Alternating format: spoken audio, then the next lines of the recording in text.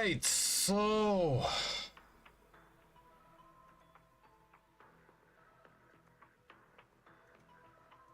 I'm gonna tell you how my day went today.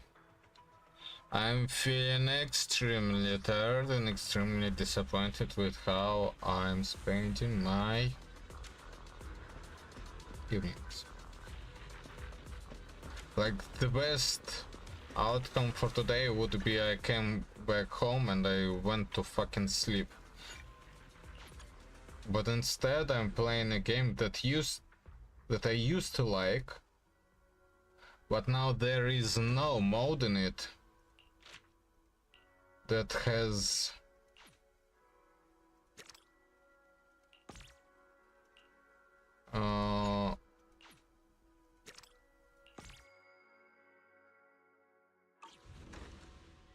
that can allow me to relax while playing. Well, I mean, sure. You know, yesterday I discovered for myself how fun the mode that you have just seen is.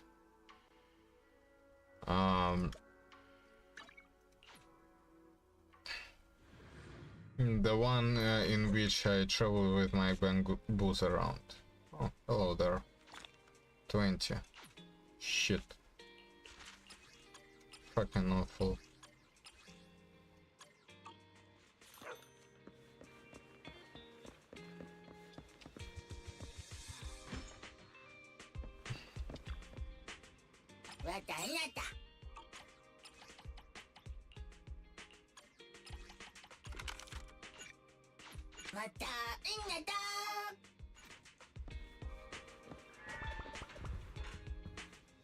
Video archive hasn't been increasing in size. And if we look here, looky. Today is 9 hours.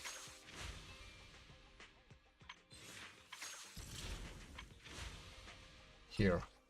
No, not here.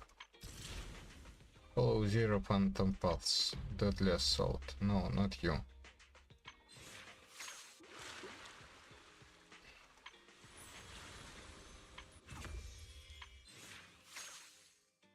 Maybe this? I don't know. I have no clue.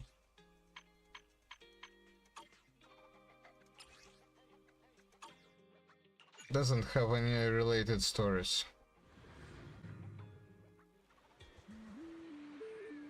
This also has nothing. No path that was, you know, no, none of that good path shit. In which we, with the one we had with Jufufu. It was really fucking fun to have a little snippets of how the story of characters goes. Just a little taste, a little characterization of them.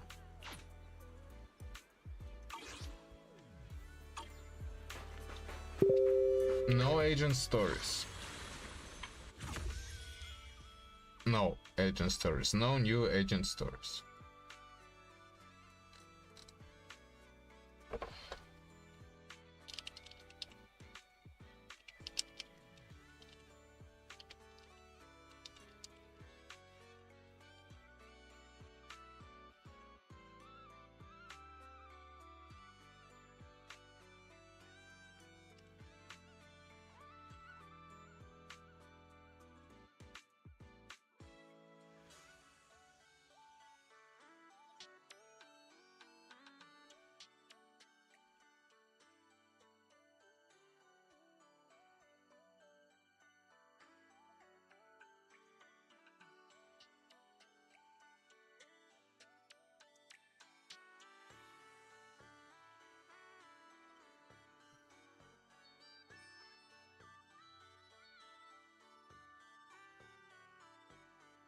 Cool.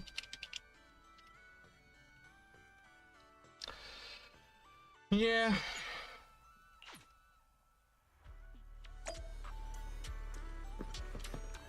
Fuck this shit. I really just want to get out of this mess. What the fuck, man?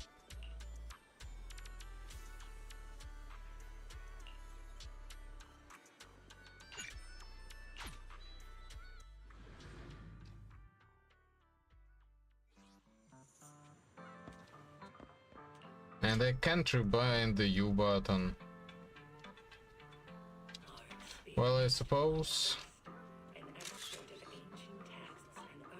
it's fine. It makes sense. Because now we can use it to make photos, but wish we could also do that in, you know, the fight mode. Like the event that was quite recently.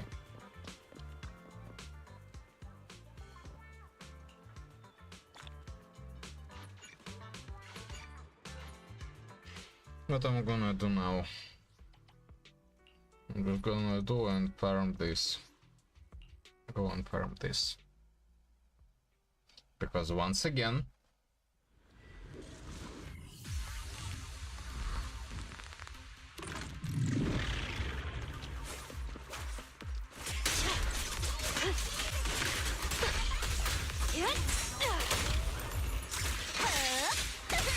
found your weakness.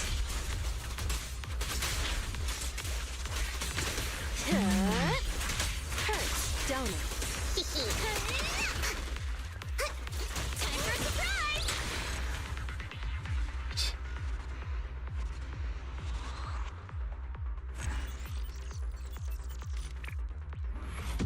I'm so angry. And I pretty much am tied down to this game. Because look at this. This game has Jane Doe. Okay.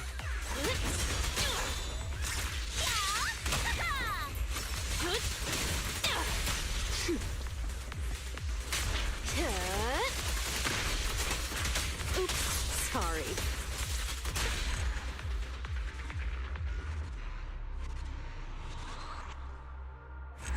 And Joe Doe even has her voice actors back.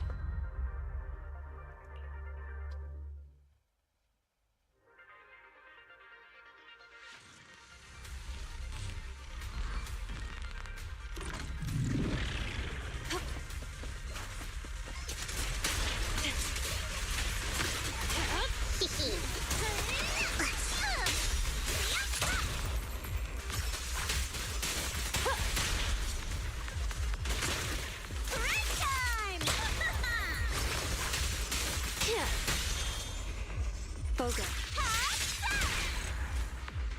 Yay!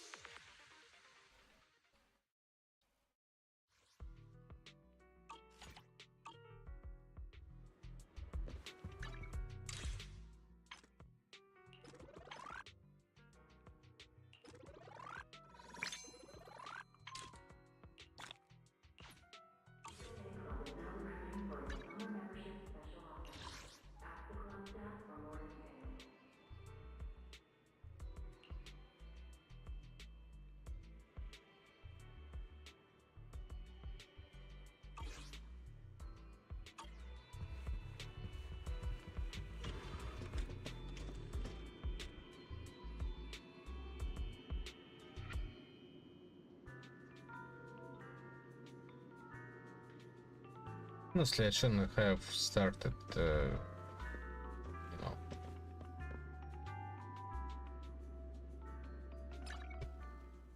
the Yankuei Summit or whatever it's called, arc. I should have stayed with, you know.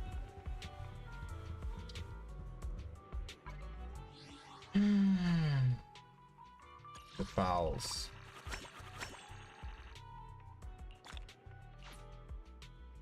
Whatever, man.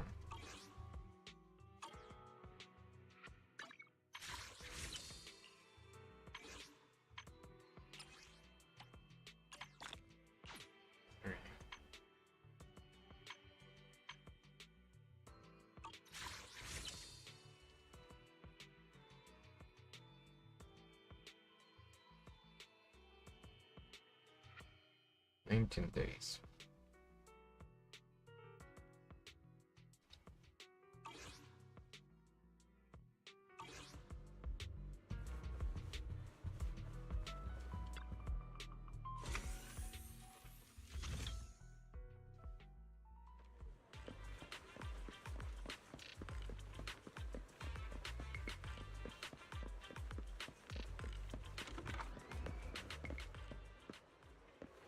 Okay.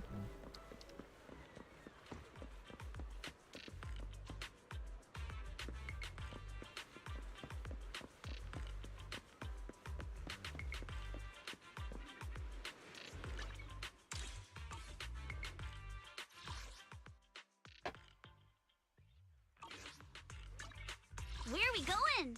There's no Wanna be my research subject? 4.5%.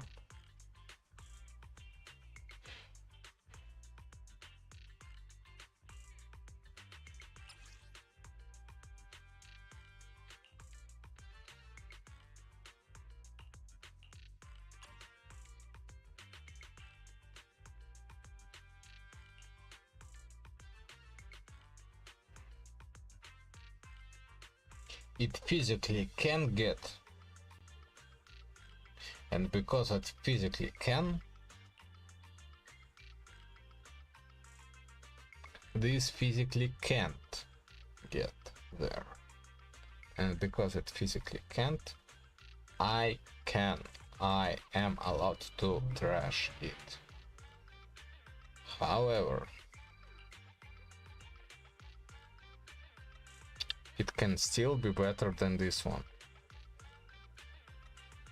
So I guess I am going all in here.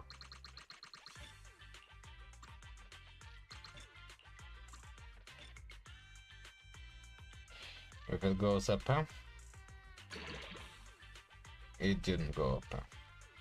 Because it didn't go up, it is a trash. It is a trash thing.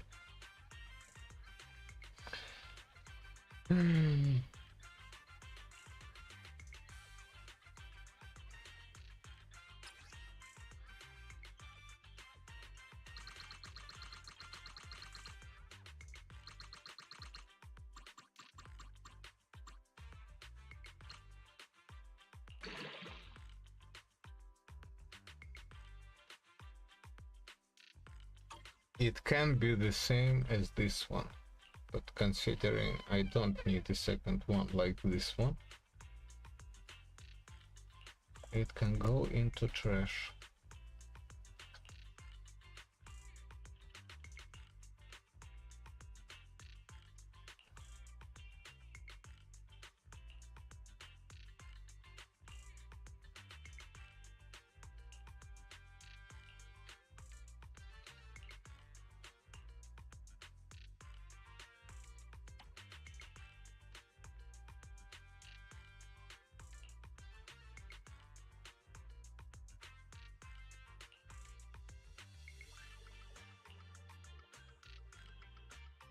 Here.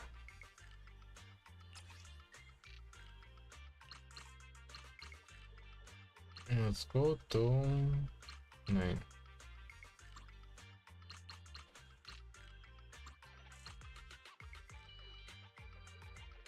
Come on. 2 times into a pair. It didn't go into a pair, but it still went into attack percent, which is alright. Let's see, 12.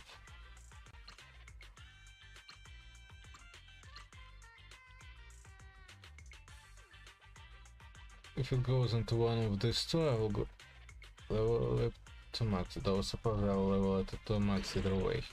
Okay. I will level it to max more confidently. But then I just realized it's not going to be as good as this one. I mean, it can be as good as this one.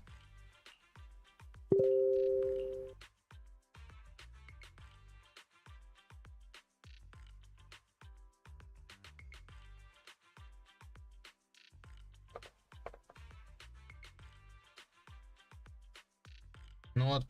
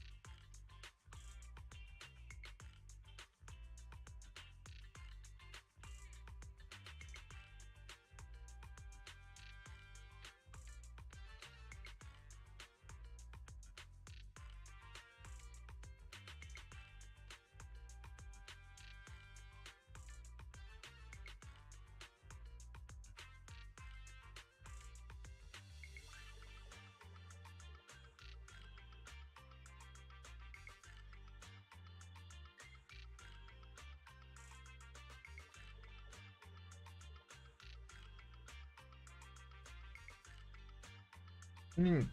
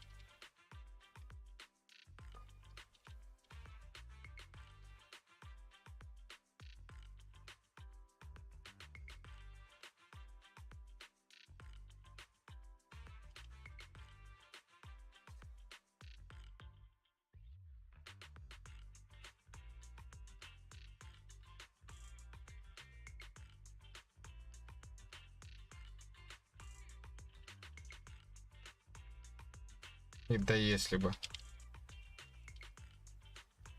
Бы...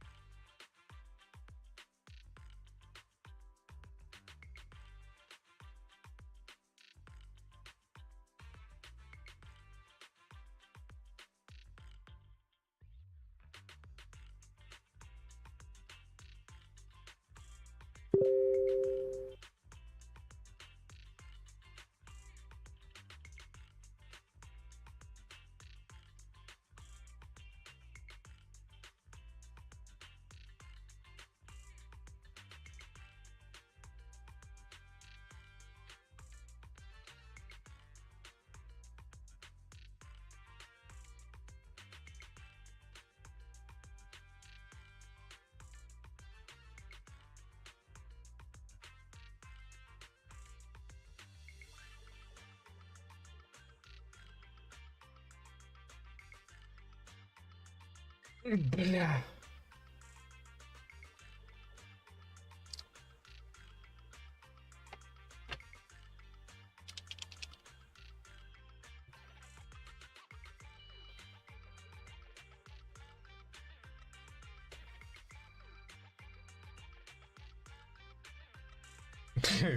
Да.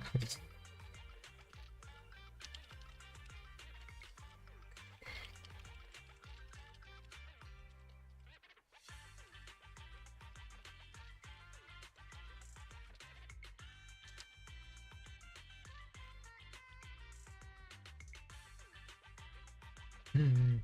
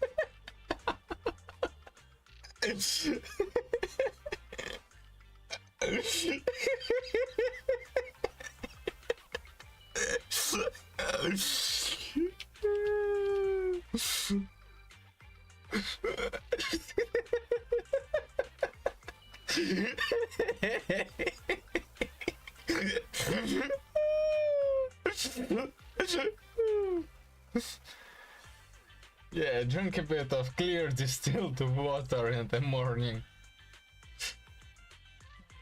Sure, your blood is great.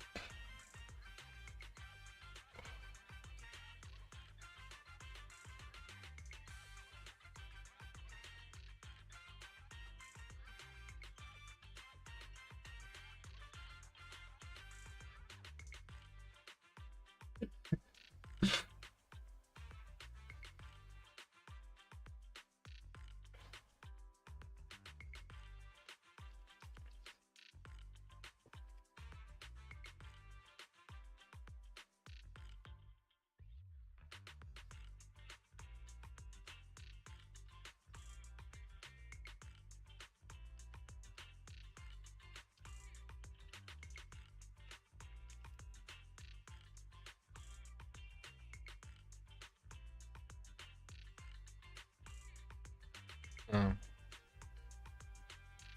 Lol.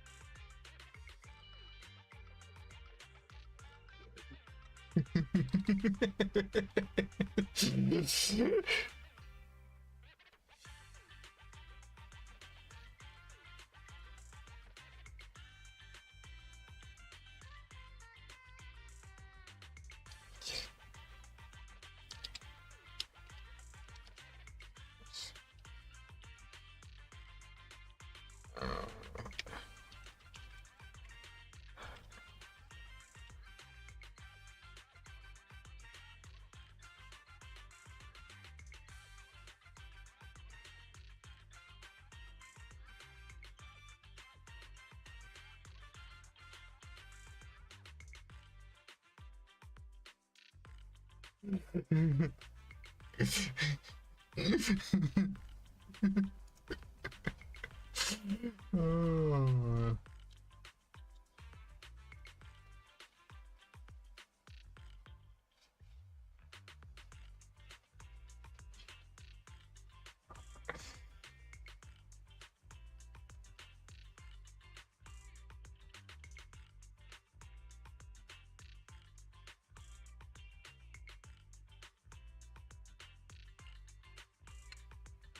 Okay.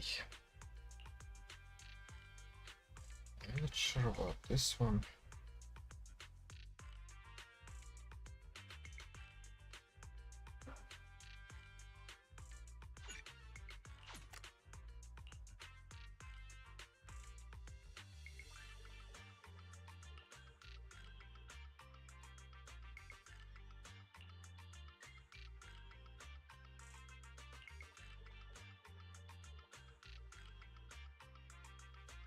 It can still be good, it can't be the best. Типа, да, я знаю, это звучит дико, но это реально работает. Нам это пока... У нас, короче, была преподша, которая... Она как раз-таки занимается почками. Она на нефрологию положила кучу своих лет. И вот самое смешное, вот она говорит, вот, у нее тоже как бы проблемы с почками бывают. И, ну, чтобы камни не образовывались, поскольку сначала же как раз вот этот песок идет, потом этот песок оседает. Из-за того, что песок оседает, он комкуется. И сначала образуются маленькие струйвитики, а потом огромные камни, сука.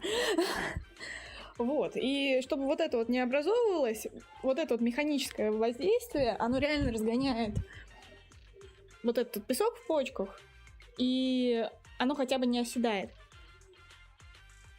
А так вообще, когда образуется вот песок, это значит, это звоночек к тому, что нужно пить больше воды.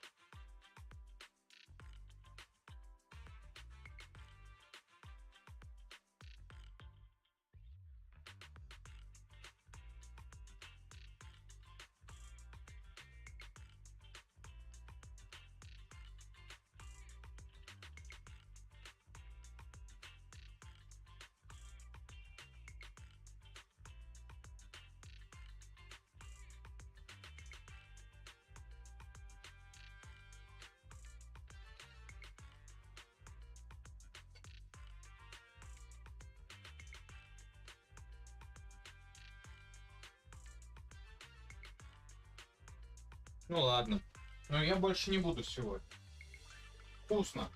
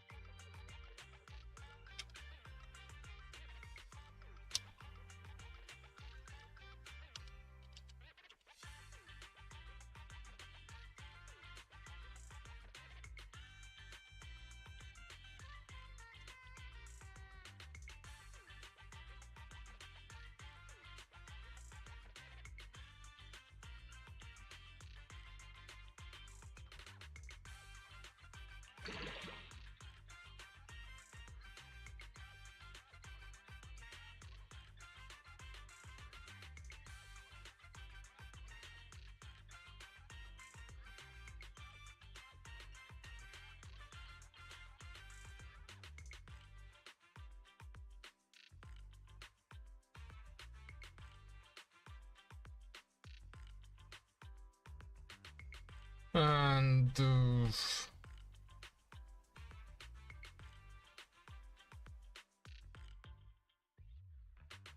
I mean, technically, you can go even higher, but Which alias should I use this time?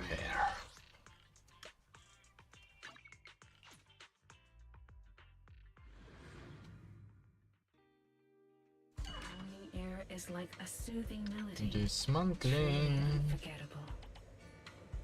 Let's see, 15. Yeah.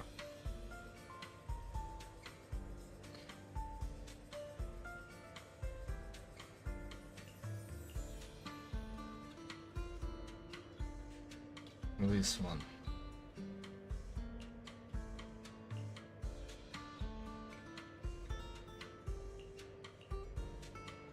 The joy that this delicious composition brings is truly remarkable.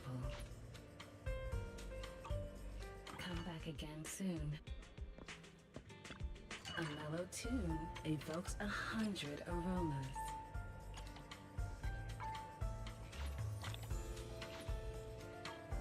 Come back again soon. Got a new ghost story to share? Which alias should I use this time?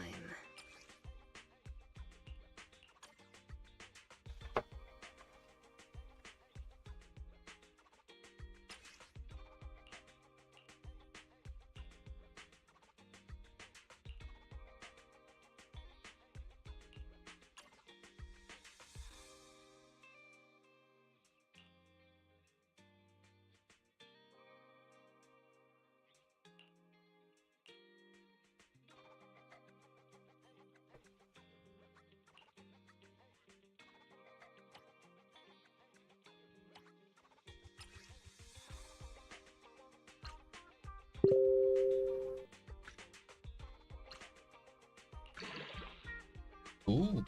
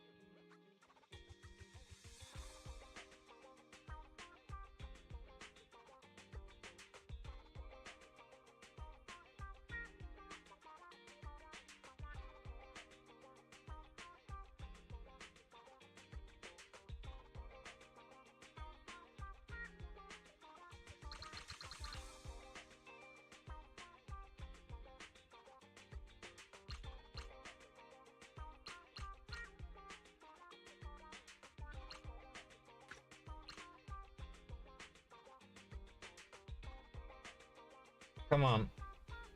All into upper.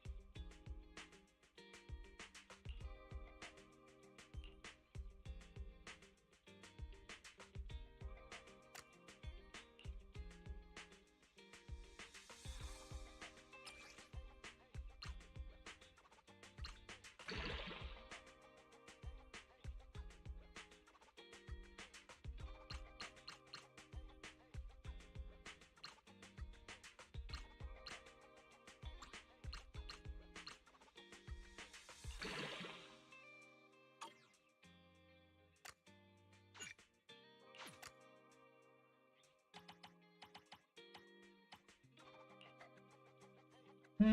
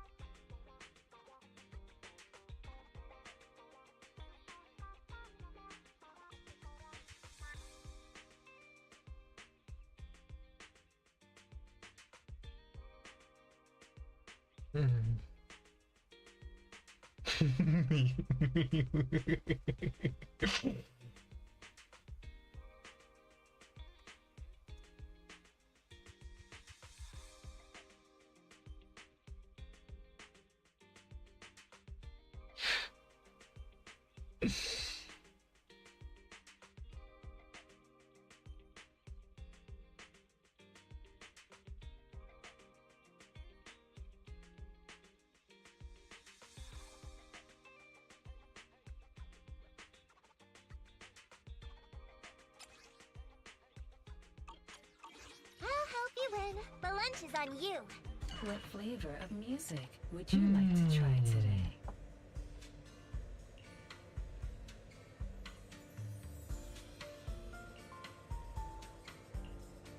Yes, this is trash. This is mostly trash. Yeah. Ah. Trash. Trash. The joy that this delicious composition brings is truly remarkable. Trash. Trash.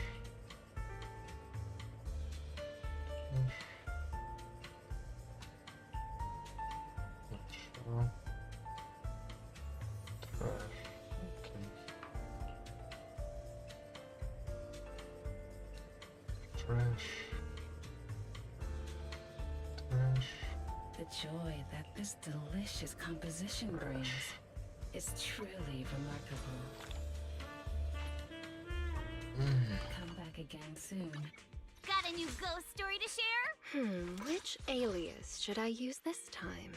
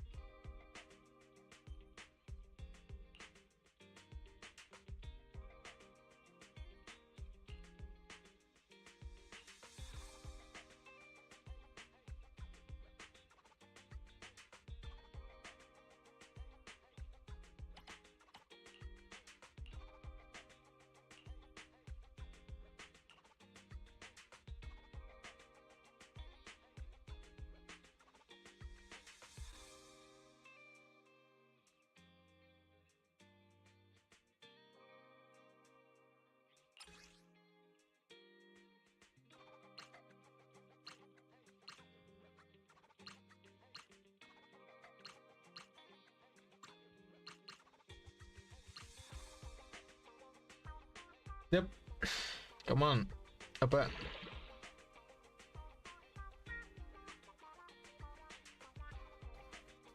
If it goes once more into Apa. Come on. Apa.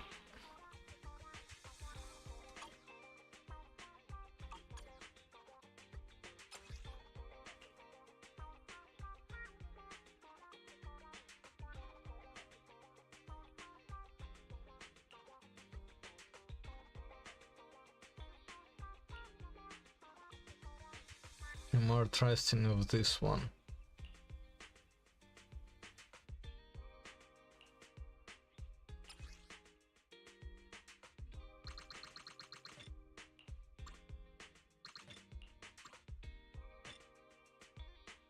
Come on, Appa. Pen.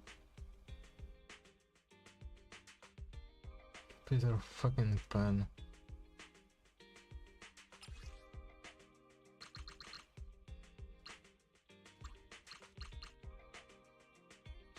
Come on, Appa twice. Not even once.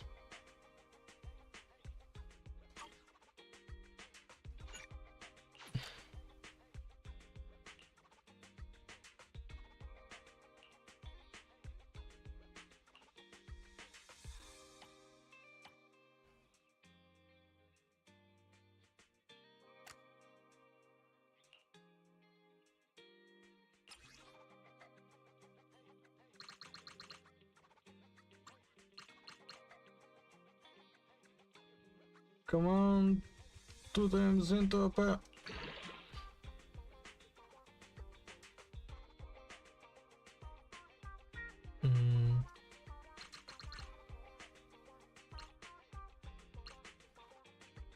About? Oh.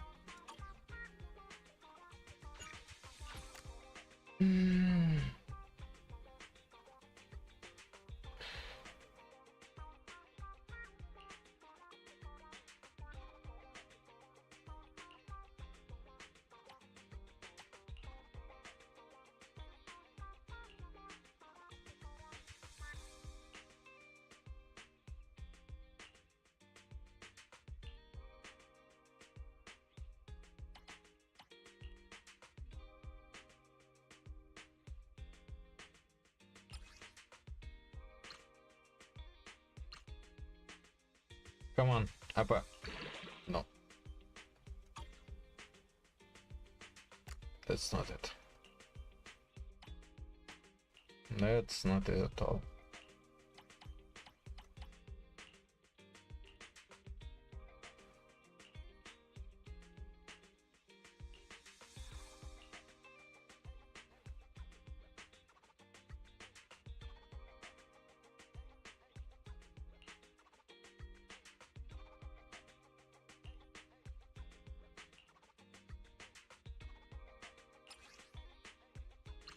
Come on, Appa. Well, didn't go into attack, but maybe. Maybe, just maybe. If it goes into Appa here, I didn't.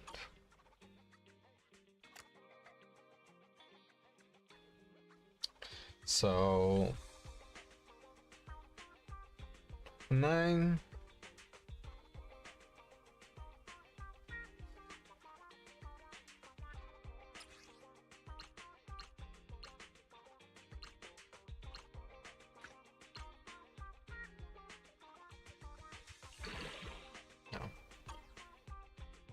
So, yeah. It can only go up to +2. Which is not going to be better because it is how it is already. It is the way it is already.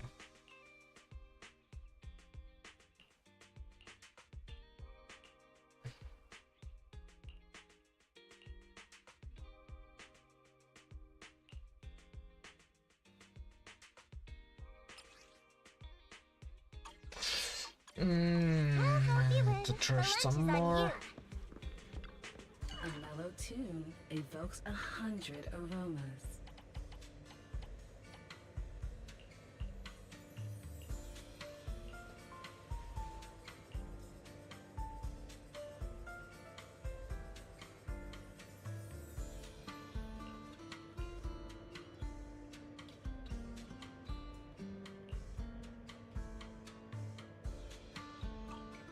I'll be waiting for your next Where are we visit. going? There's no class today. Let's take a break.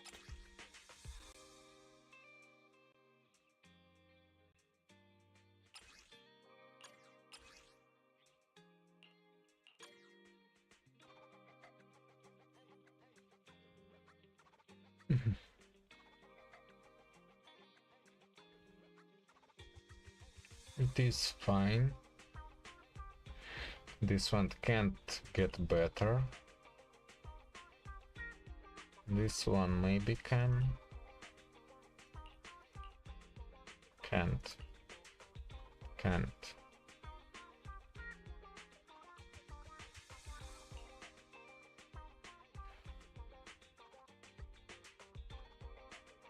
Maybe can.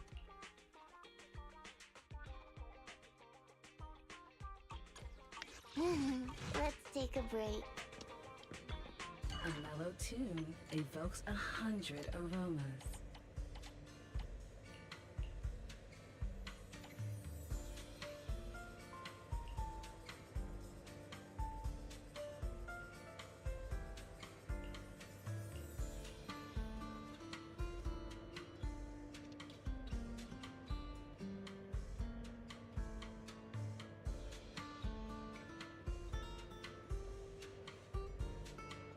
The joy that this delicious composition brings is truly remarkable.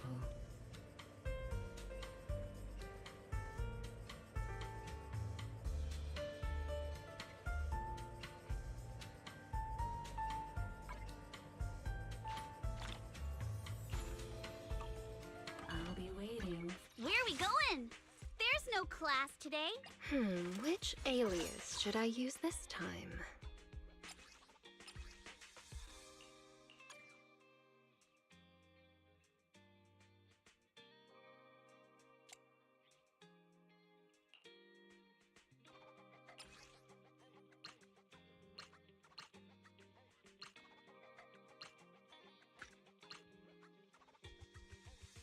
AP. No, not AP. This one can't be good.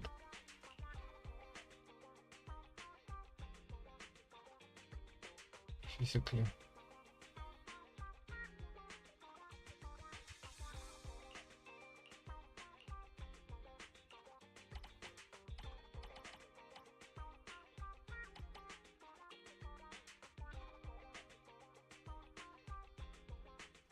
Bullshit.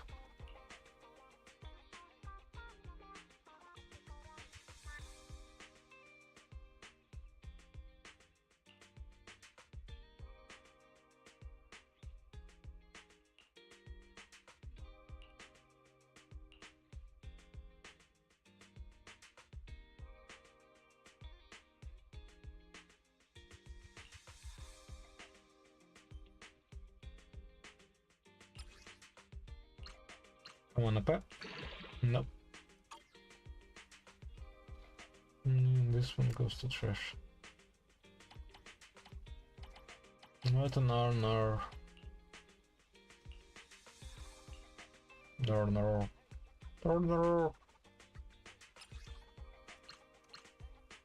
Come on, AP. Nope. You'll go to trash.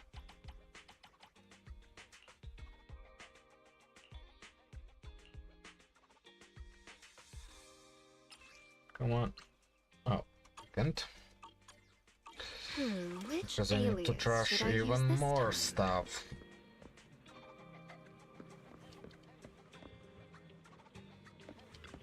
What flavor of music would you like to try today?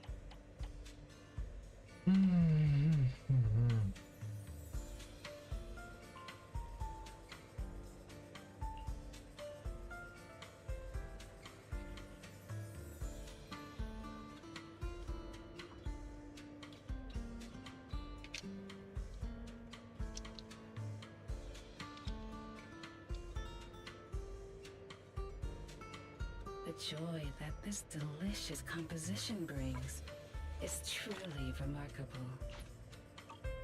Ah, leaving so Got a soon. new ghost story to share? Wanna be my research subject?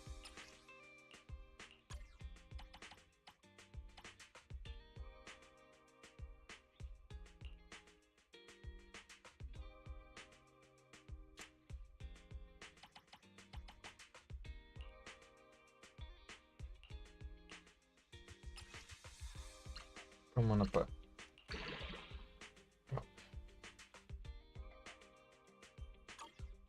don't have anything here to say.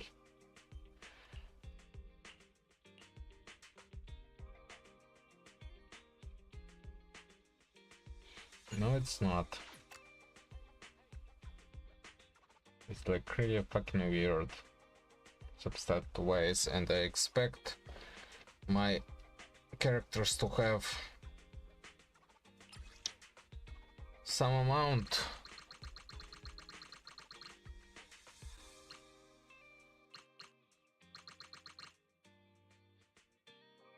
of substat etiquette.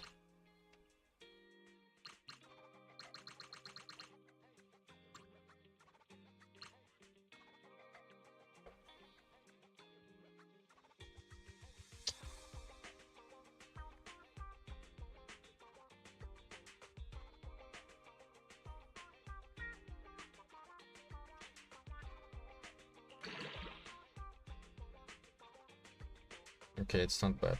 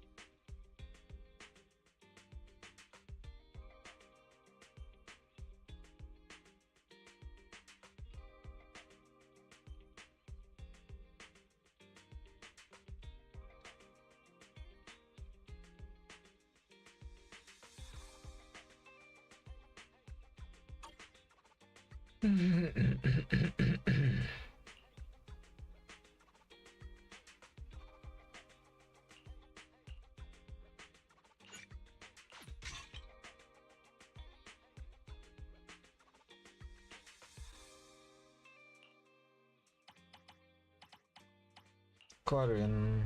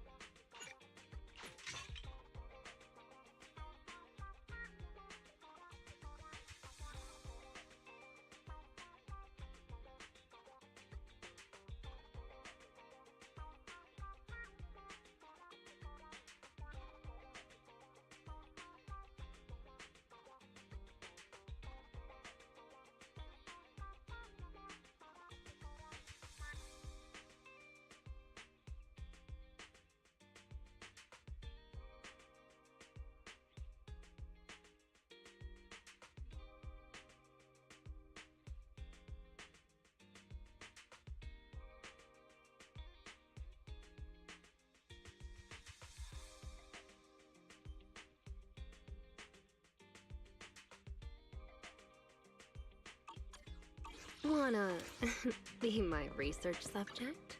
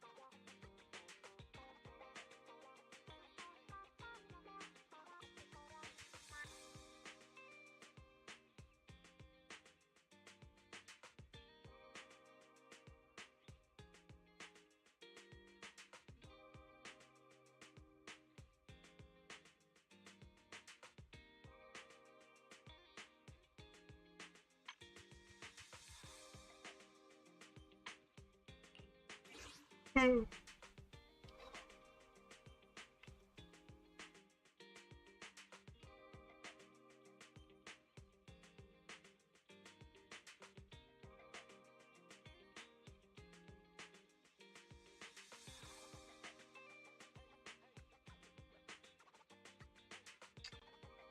just like that.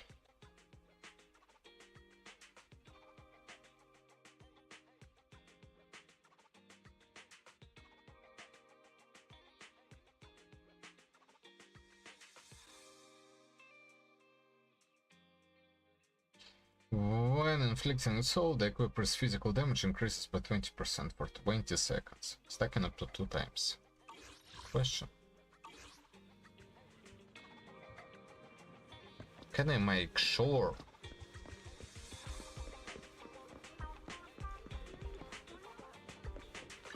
Got a new ghost story to share? As Jane Doe?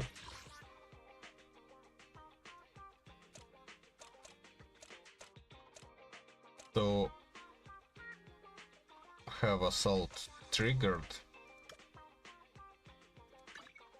once every 20 seconds.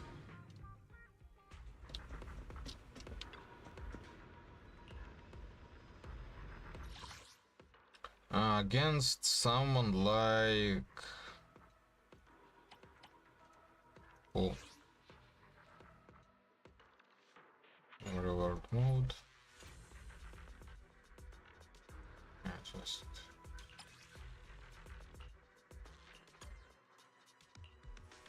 like that.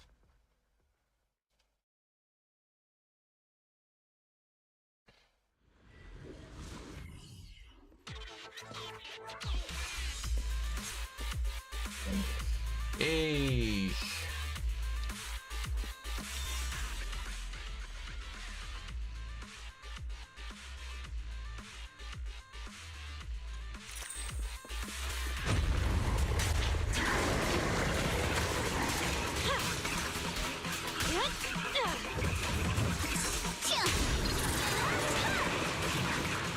Careful, don't get scared!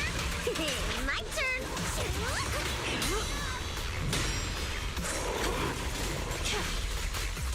22 seconds.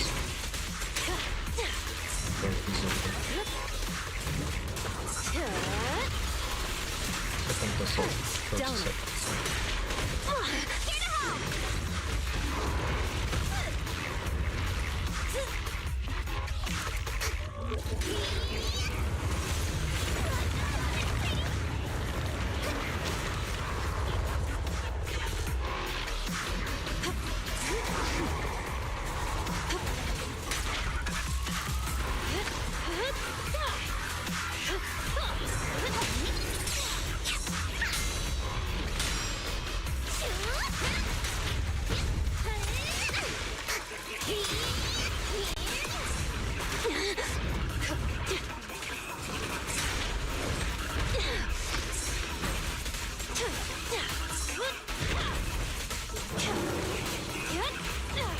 No escape.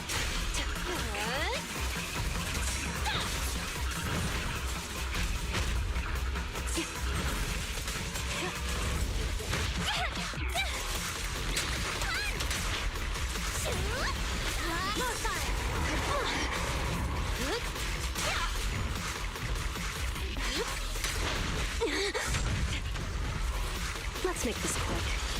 Careful, don't get scared! Ready for a fiery feast?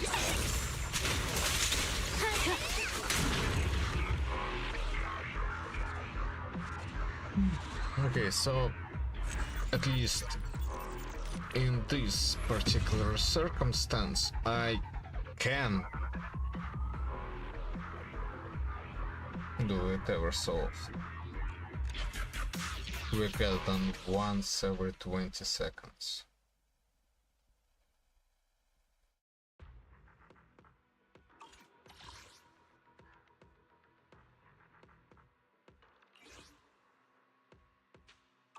How about someone who resists physical? Here we go. Sacrifice bringer.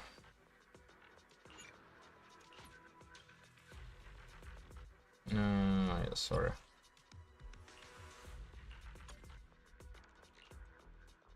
Just for the fun of it.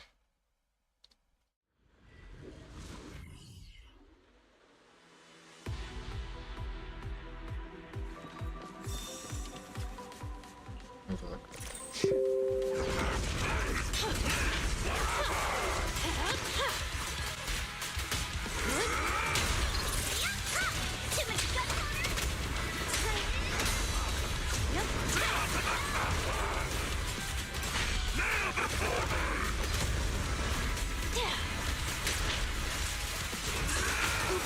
Sorry.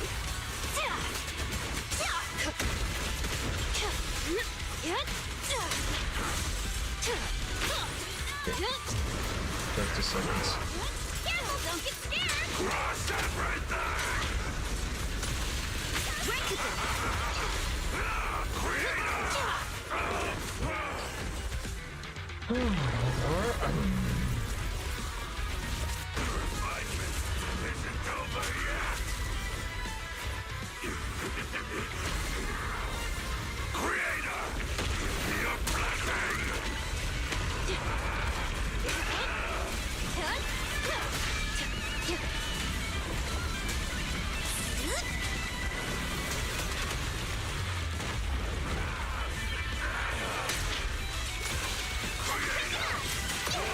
Now, you're the prey.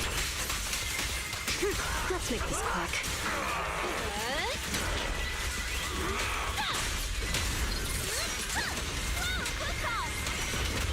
Hey, let's have some fun!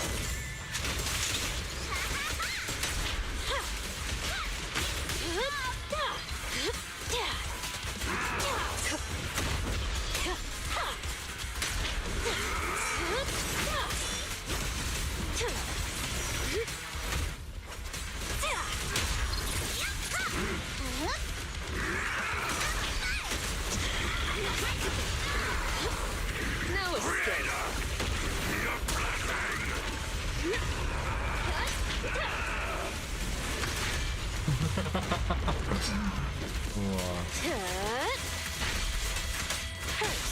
Being happy's what counts! Keep your eyes wide open! Ready or not, here I come. Here's a taste of the abyss.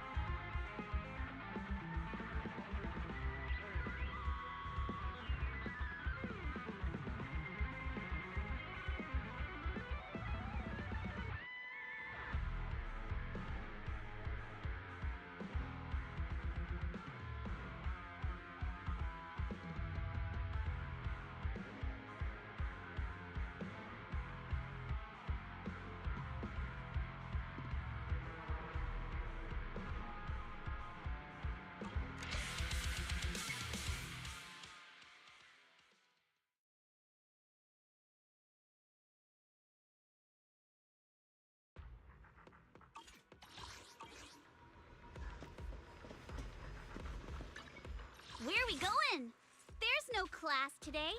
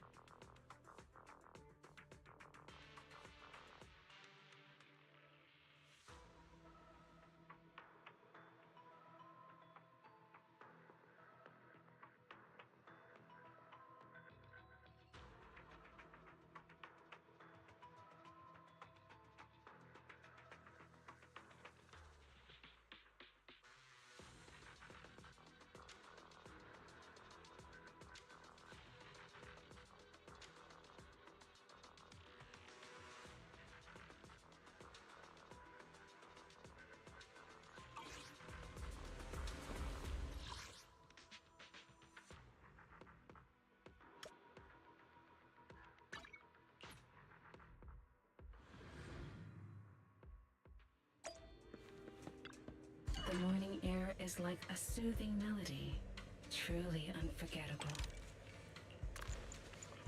Take your time and savor it. Maybe.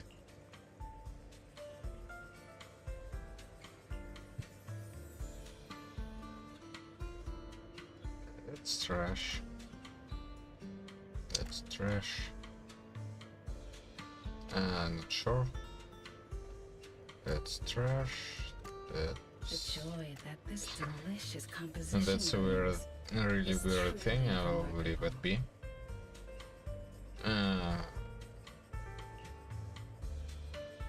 Trash. Trash. Trash.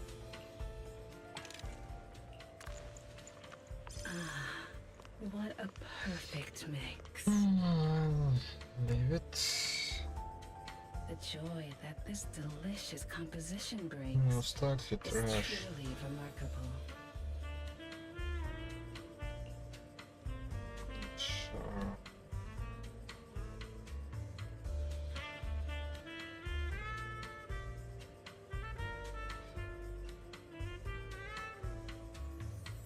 Trash.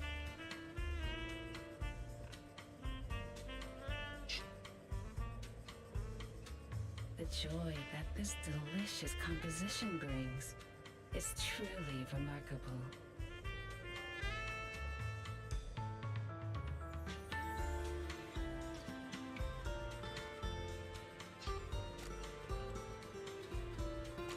What you do?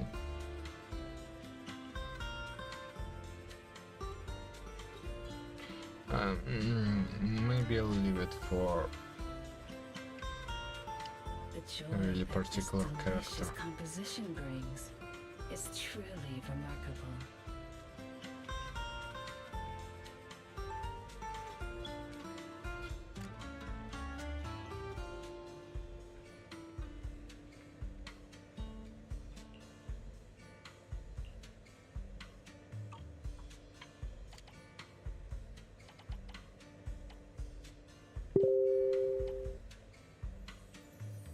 The joy that this delicious composition brings is truly remarkable.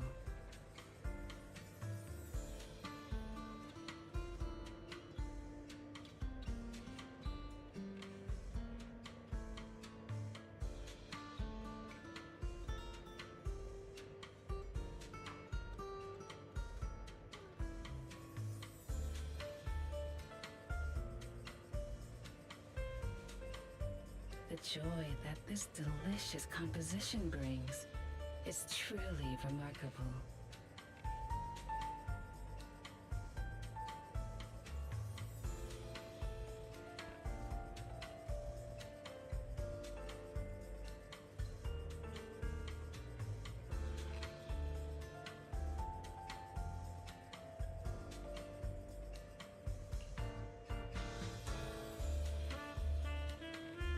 The joy that this delicious composition brings is truly remarkable.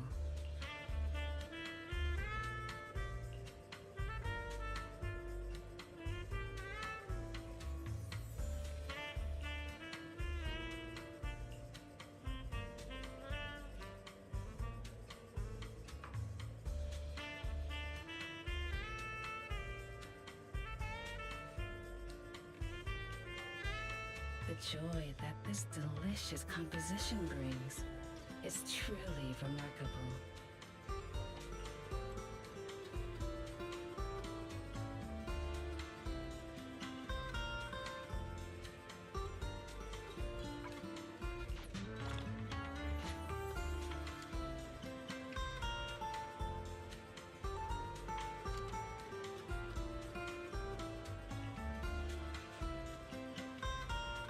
The joy that this delicious composition brings is truly remarkable.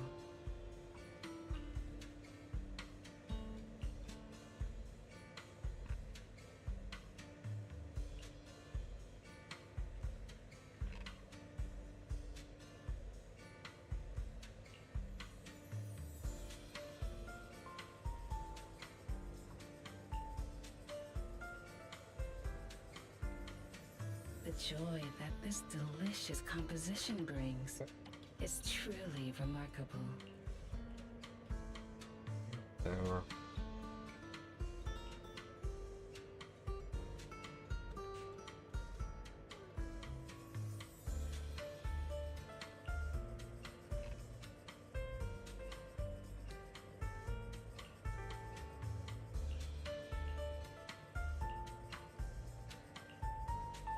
The joy that this delicious composition brings is truly remarkable.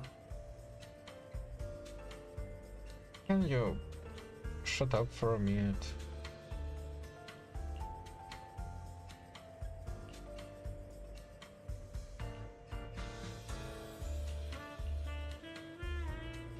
I like you and all that, but you know, I might get a personal vendetta against you Joy that this delicious because of composition how brings trash, is truly remarkable. how much trash, how much ridiculously low quality trash I get from visiting you. I'm not sure actually this is a thing that I should trash. Maybe Aftershock Anomaly The character joy that this will exist delicious at some point. composition brings is truly remarkable.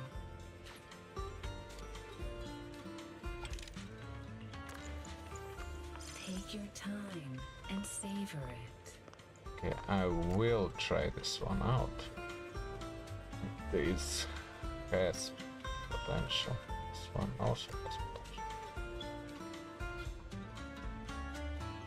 Especially if it goes into The joy Up that this and down. delicious composition brings okay, is the truly most remarkable. the APest piece ever on this one.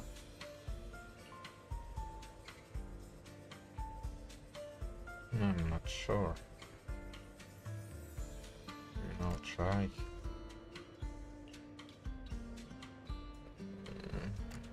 It's The okay. joy that this delicious composition brings is truly remarkable.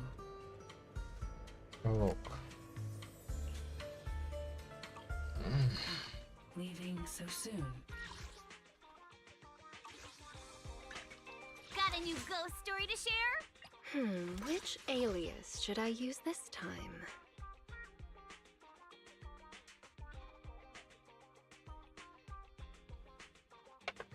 Look.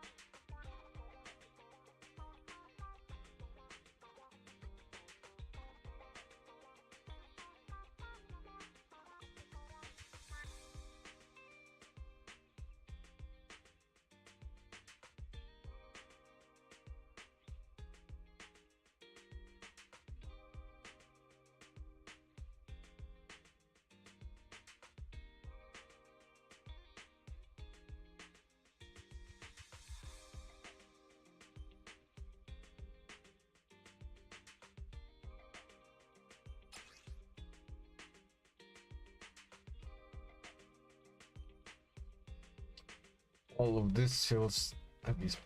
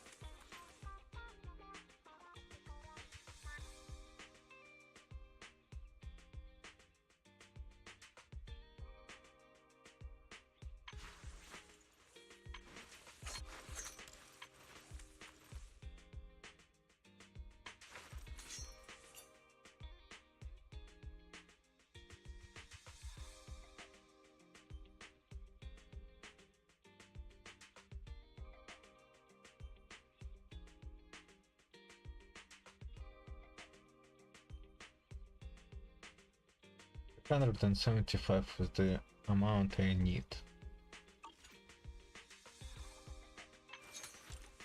for 100%, which is one more roll into up.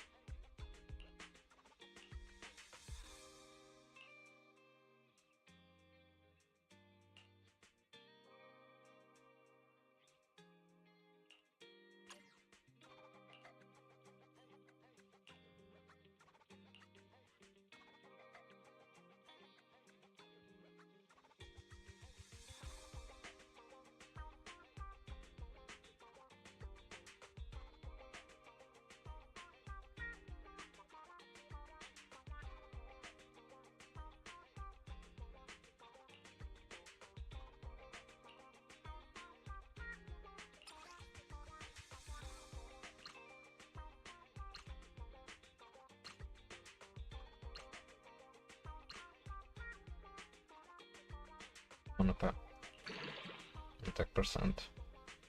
That's not bad.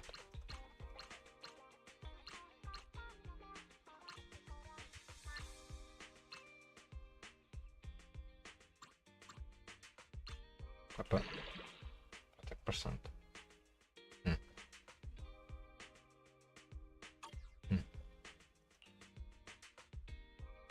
I mean,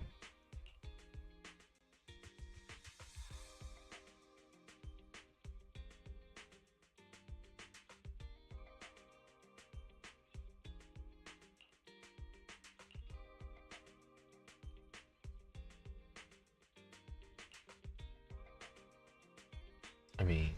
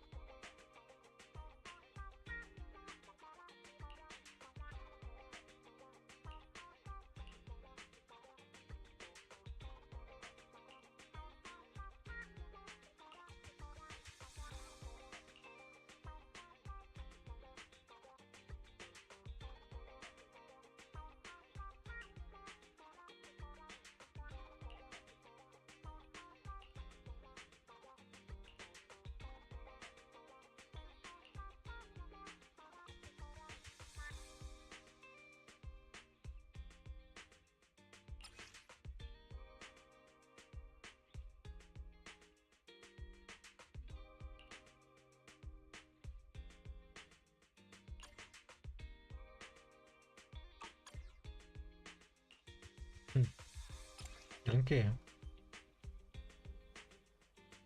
Okay. Really?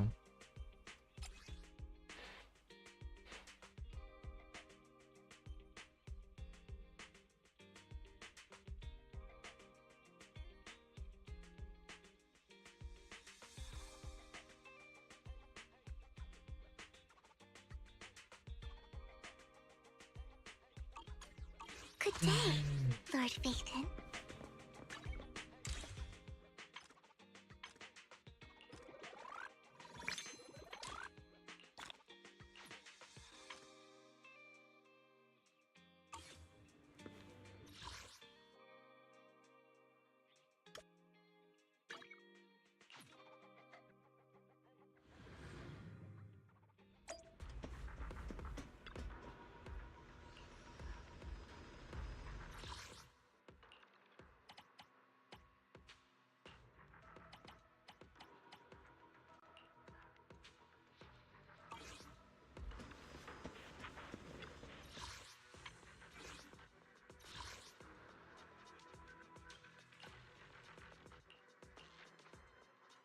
Just remove auto ether activity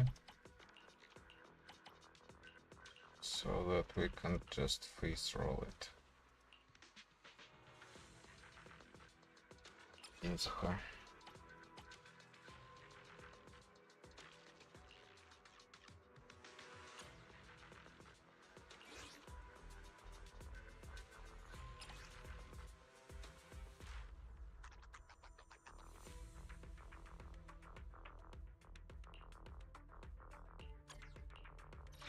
Which alias should I use? Eradicate all evil.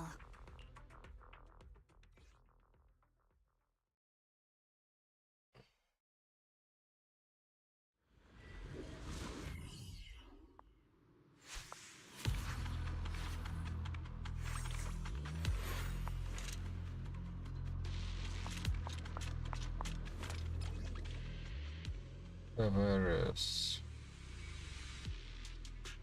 No, killer coins.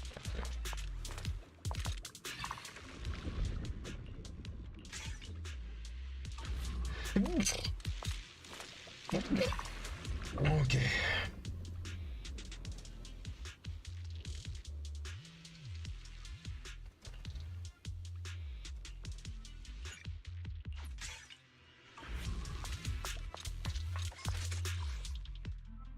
Just 1, 2, pum pum pum.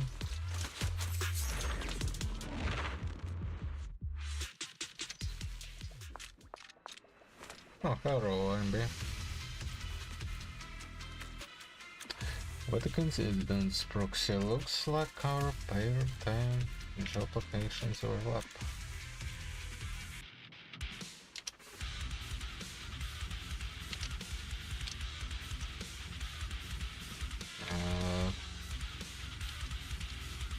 The losses from running the video store combined with the proxy business really on par with their kind of affairs now.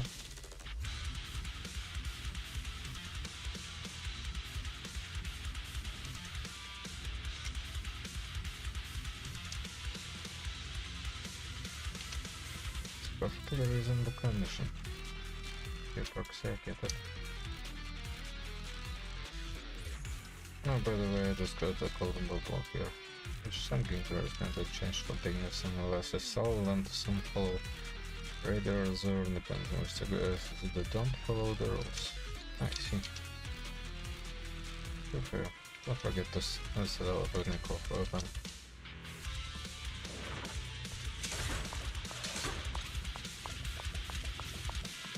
One just and 60.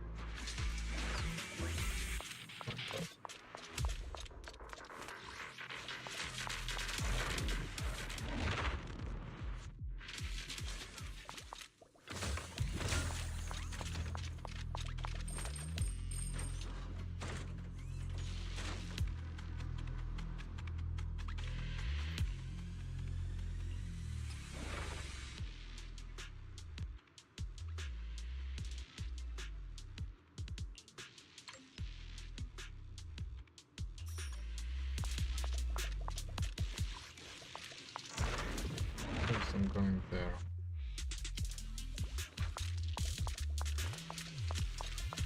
Oh, what's up? Ah.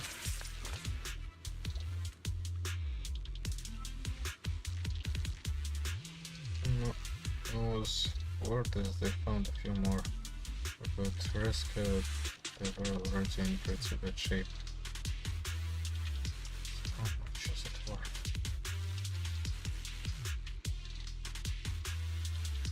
Sure, yeah.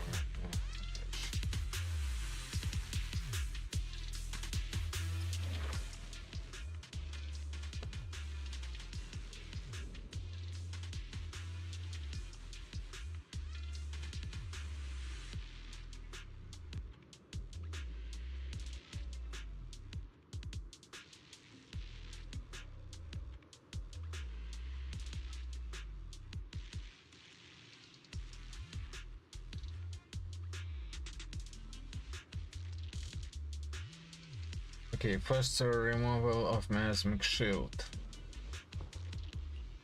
Sure.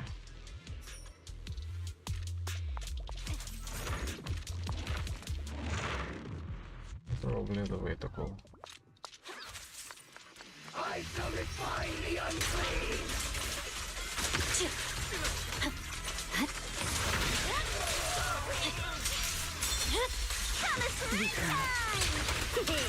turn.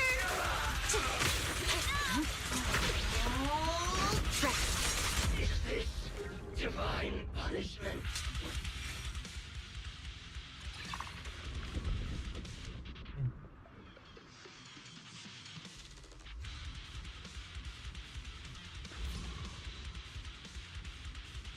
Yeah.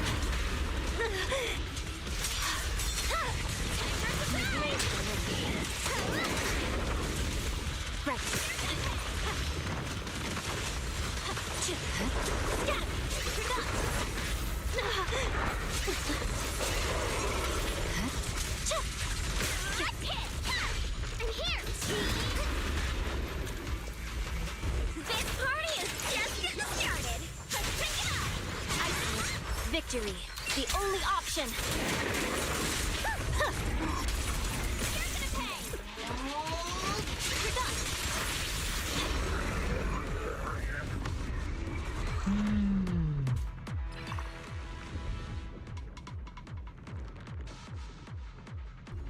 Then in early So Pirates after all stole the movement. Patrician TV. 2016, he reviewed another game, Darkspore. This time he was going to take a stand. He wasn't just arguing in a video about how this was a bad practice, he wanted to do something to stop its death. So he organized a mail-in campaign to flood EA with letters asking them to not kill the game. My plan is I want to bombard EA executives with message after message asking them to stop killing games. And I especially want this done with physical mailed letters. This did nothing. Oh well. Trigger imperfect save, floating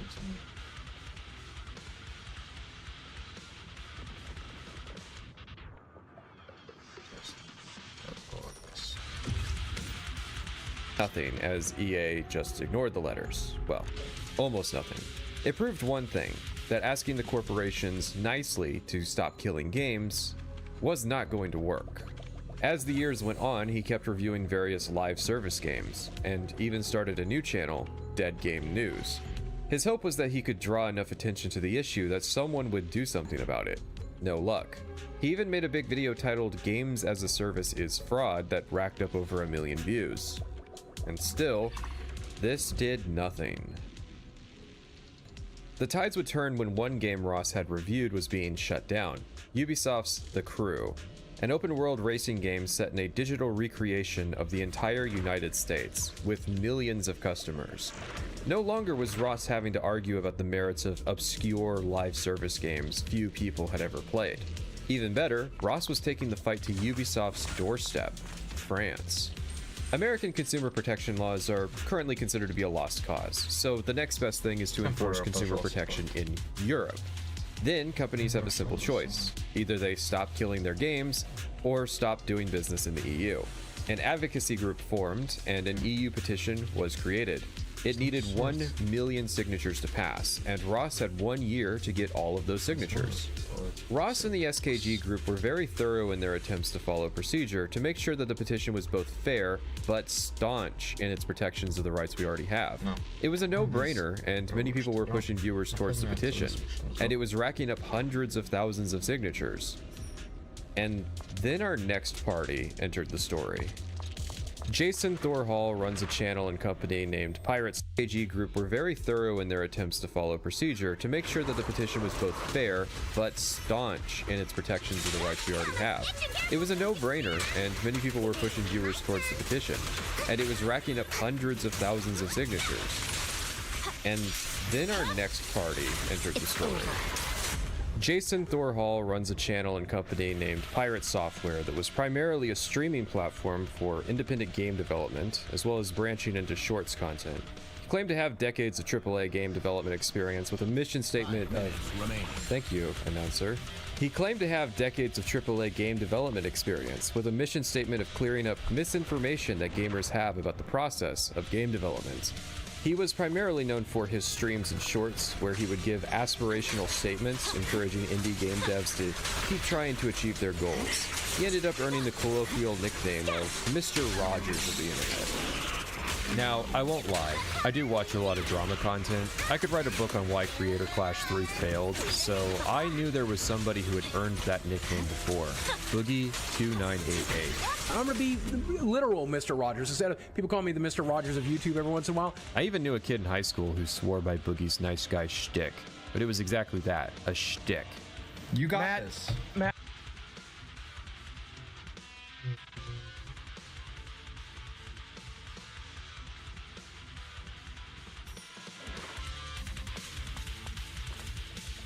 Shut the fuck up! Let me get through it, motherfucker! Yeah, Boogie wasn't as nice as he pretended to be. In fact, he pretended to have cancer for a few years just to solicit donations. A lot of YouTubers who put on airs of being good guys tend to end up being monsters in reality. So, people suggested Ross reach out to Pirate Software. He was blowing up on YouTube at the time and was quite the successful streamer on Twitch, so his support would go a long way for the movement. Let's check in on what he had to say. This shit sucks. I dropped the mask entirely. They can eat my entire ass. The whole thing. That sounds stupid as shit. And that's just a small sampling, because I don't want to raise anybody's blood pressure more than I have to by playing the minutes-long compilation of insults aimed just at Ross. You can go to this timestamp in his video on the subject linked below if you want to see the full thing. Pirate Software was not a fan of the initiative. Not only do I not want to back this, I'm going to actively tell people not to. In fact, he called Ross It's used car salesman garbage. Yeah, the guy we just established earlier that had been fighting back against this practice for almost a decade, longer than Pirate had even been on YouTube, and was not accepting donations to run this campaign, yet he's a used car salesman. Avid supporters of Ross and Stop Killing Games were naturally upset at this response, especially after Pirate Software made 2 videos on the subject with the highest effective view counts. Jason was dominating the search algorithm with misinformation about the campaign, ignoring all criticism and rebuttals on the subject, and because of his good reputation, many were quick to just believe him. That's part of why this blew up in his face so badly. He had poured so much into this good guy ruse that when it was revealed to be a hoax, some that had believed he was sincere were the most upset. However, Ross didn't fight back. He's old school internet and older. He viewed the drama aspect as, well, unsavory. I got an interview with him at the time, and he seemed to view my angle as being interested in it for the drama, which, fair, I kind of was. But even then, I don't think it's... But this sounds like I don't see it very productive to focus on him. I mean, he's made it very clear what his stance is. I mean, I guess it helps your channel for the drama from it, but that's not where my mind is at all. Like...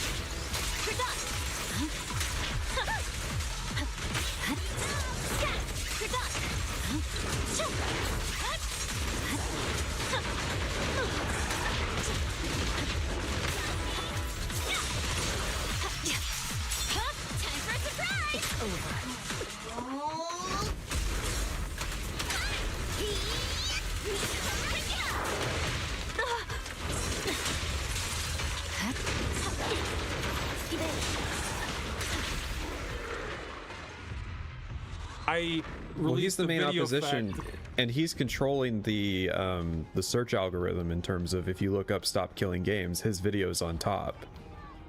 Yeah, though I think our biggest enemy isn't like him being totally against it. I think it's just getting people aware of it in the first place. We're more of a spot where any news is good news. You see, this is why he's running the show. If it was me, I would have thrown the gauntlet down and fought him then and there.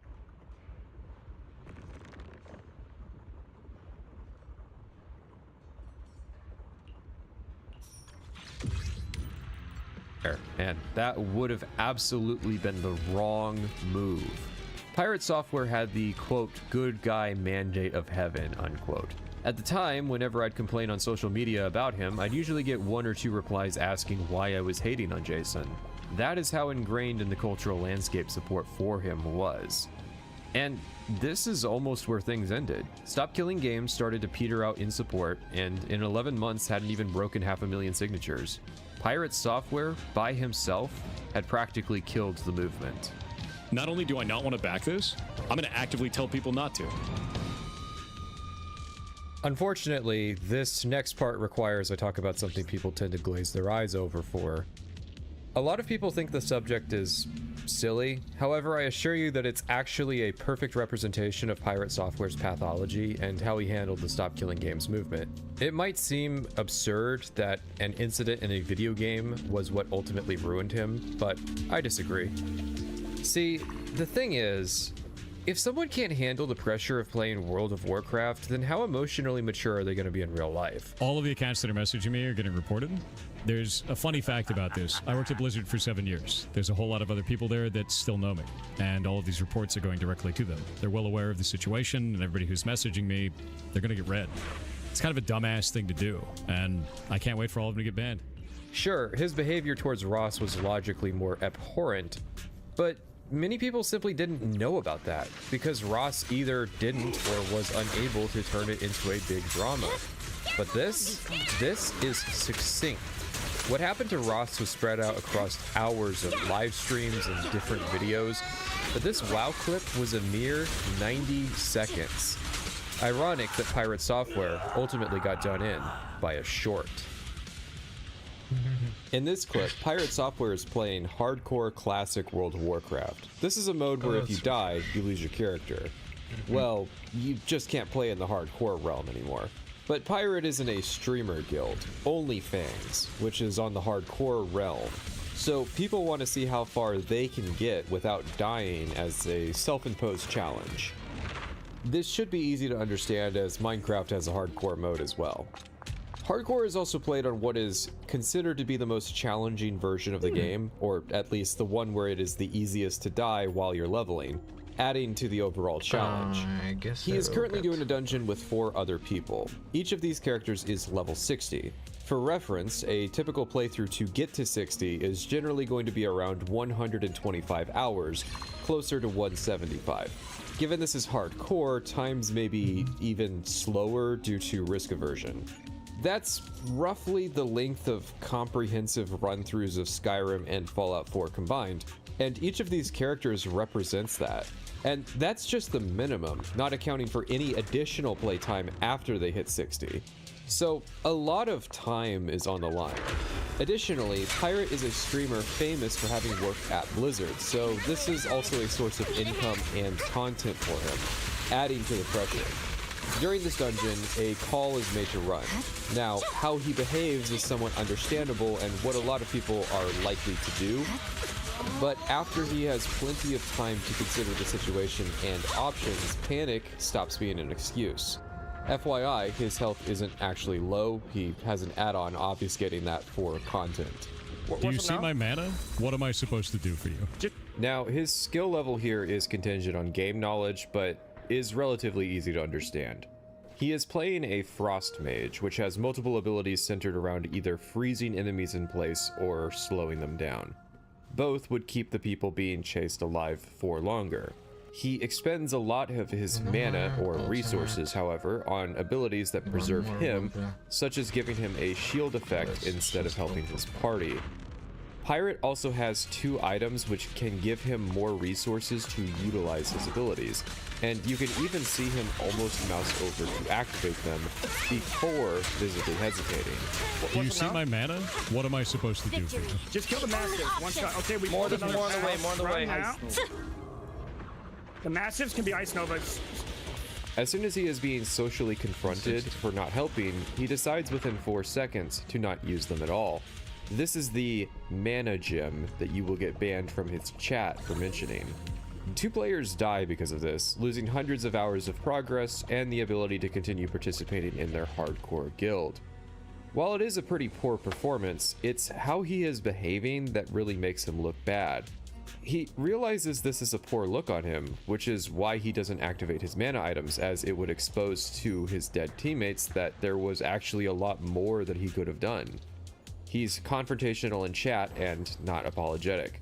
How he handled the aftermath was even worse, as he'd continually double down on his decision instead of just admitting that it was a bad play.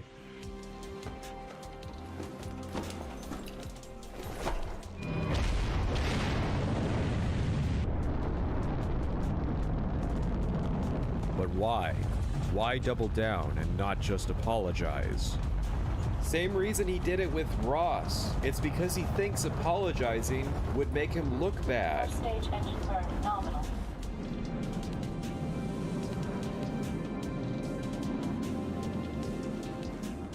Pirate Software cares very much about being perceived as intelligent.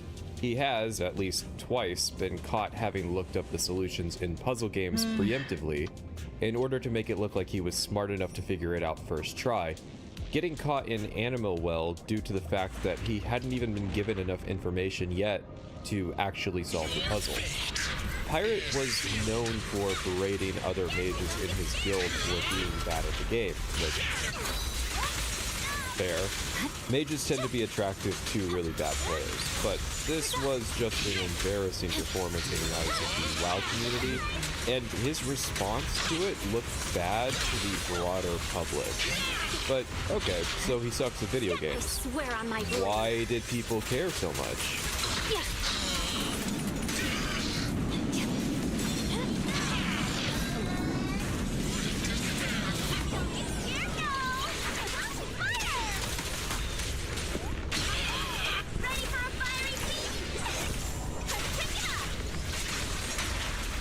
People who were originally pissed off during the Stop Killing Games event developed a degree of animosity towards Pirate Software and started investigating him as a person. For my part, I looked into and exposed online some of his business practices, such as being tied to an indie publishing company that was actually publishing a live service game, presenting a conflict of interest. Many of the points on the list I mentioned near the start of the video were uncovered at this stage, months before the eventual blow-up. People were gradually building case files on this guy, so then, when the WoW thing happened, people started trying to spill the tea. For my part, I saw it as an opportunity to right the wrong of Stop Killing Games, but sadly that didn't work. But there were tons of new people who didn't like Jason, and his reputation was turning into a ticking time bomb. The longer he didn't address the issues, the more resentment he was building in people. Things, however, got really bad as pirates started to issue DMCA notices, a game, an indie game. Mr. Rogers of the indie game influencer world is doing lawfare against indie game devs.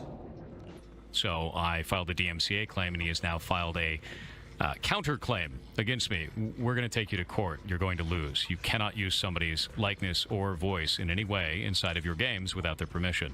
So I'm going to send this over to Kronos now, because he is a lawyer in copyright law. That is his job. Yeah, he thought this was an epic and badass moment of standing up for himself, and didn't realize it was a total failure.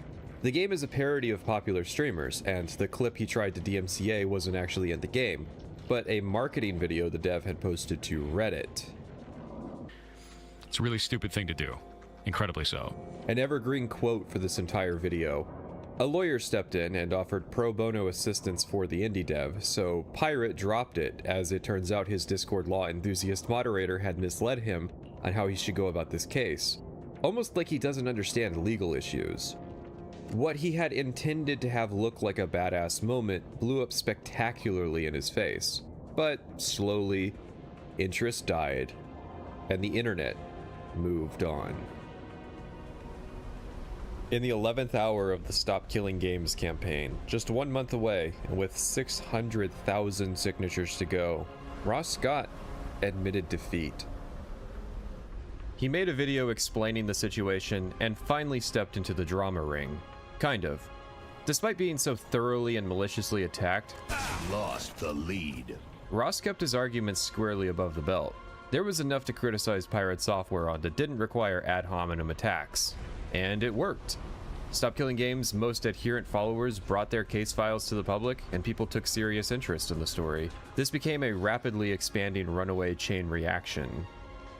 Pirate Software responds to the video on Twitter, clearly not having watched it. Sup, Accursed Farms. Now your initiative has failed, and you're blaming me for 33 minutes of an hour-long video covering it.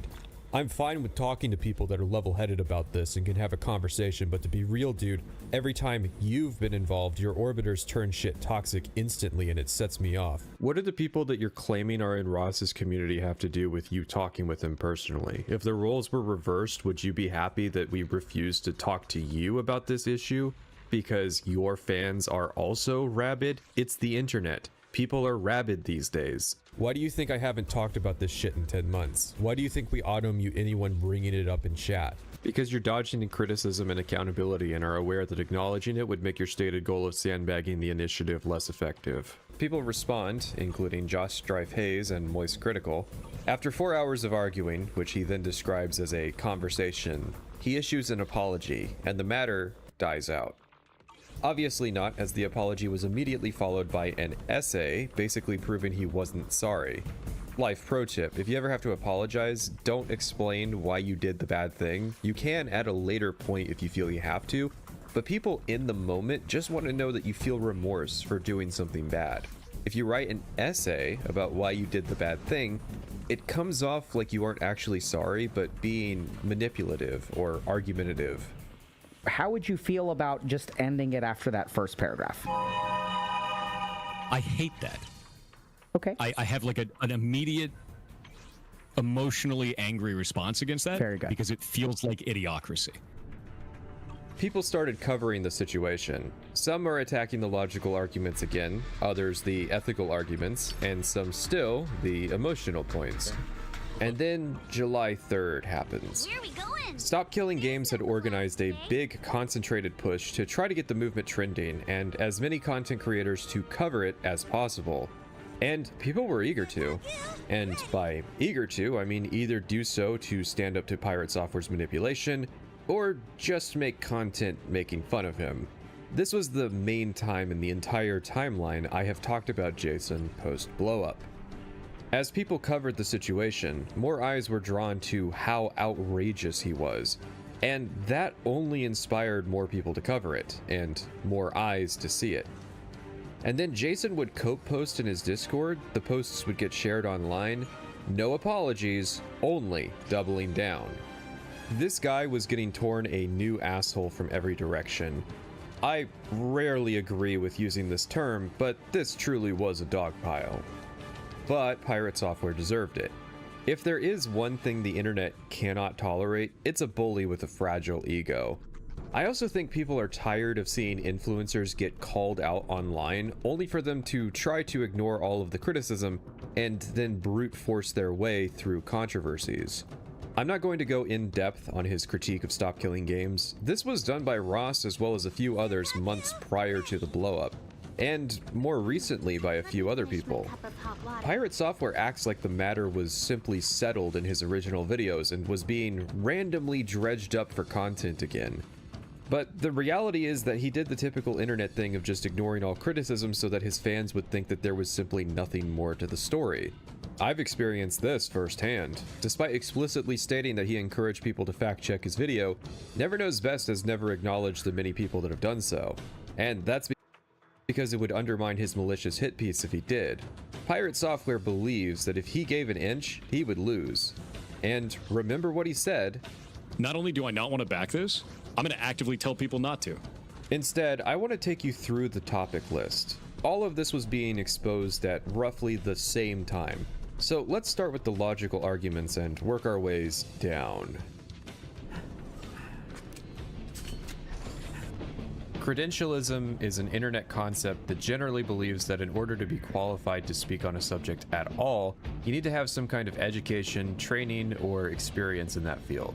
While the merits of this make sense and have grounding in reality, some people use it as a tactic to overemphasize their own value or shout down people for simply having an opinion. I'm sure you've heard some adage about not needing to be a chef to judge food. Most people know credentialism is silly. One doesn't need to be an aerospace engineer to express a desire for airplanes in general, to stop falling out of the sky. Jason Hall places a lot of emphasis on the fact that he has... For those of you who are new, I've been in the gaming industry for 20 years. I used to work at Blizzard Entertainment, then I worked for Amazon Game Studio, then I worked for the United States Department of Energy. I'm a hacker, pen tester, and I have 3 black badges from DEF CON. I own my own game studio now, and we release indie games, and they've done really well. I hacked power plants for the federal government. That was my last job. It's probably the most common meme about the guy. Hell, he's tried to downplay it. I was watching a video that was critiquing you for mentioning you work at Blizzard so much. I literally never talk about it. When I worked at Blizzard, I did that for Blizzard. Blizzard, 7 years, yeah. Blizzard. I used to work at Blizzard Entertainment. Yeah, this goes on for a while. Pirate Software emphasizes his decades of industry experience to give his arguments authority, and why shouldn't he? Plenty of industry veterans have recently taken to YouTube to share their experiences, give people more information about games they feel passionate about, and dispel misconceptions about development. Sadly, for every Tim Kaine, we tend to also get a David Jaffe. Jason speaks authoritatively on the subject of Stop Killing Games because he has, at least as far as his audience is aware, 2 decades worth of experience to do so. His opinion should be valuable. Given practically every point he's made about the initiative has been debunked, people started to question how someone with 20 years of industry experience could be this wrong on the subject. So, people started digging into his job history. Turns out he wasn't some legendary programmer at Blizzard. He worked in quality assurance and security. Now, I'm not an elitist who thinks these roles aren't real developers, and I think both of these positions can give him some valuable insight into how games are made. Some people have lost the plot and equate coding as the sole qualification for being a game developer. Nate Perkypile is a 21-year career developer known for being a world artist at Bethesda who retired to pursue indie game dev, just like Jason had, around the same time. The difference is that his game, The Axis Unseen, is actually good and finished. Despite not being a programmer, I doubt anyone would question Perkypile's credentials. Pirate's code is full of cringe, but independent game development is about needing to be good enough in a wide variety of fields, not just programming. That said, some of his decisions are likely to be impacting the pace he can implement content into his game. Accounting for lots of branching decisions can be a mess in terms of code if you aren't careful early into development, and this could explain why his game has made so little progress in the last few years. At the very least, one would expect Pirate's games to be extremely functional thanks to working in QA, and very secure thanks to working in security. He's a hacker, by the way. He mentions it a lot. In fact, he made an unpiratable game. So you can't pirate it because you can never use the achievements. It made it unpiratable, which is deeply hilarious to me. So you can't pirate it because you can never use the achievements. It made it unpiratable.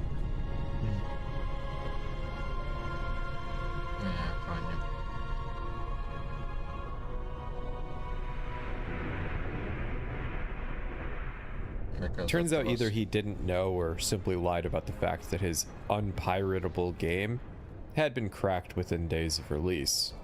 Several people demonstrated how easy it is to do so, and how Jason was not employing the most basic of security techniques to at least slow people down from reverse engineering his code.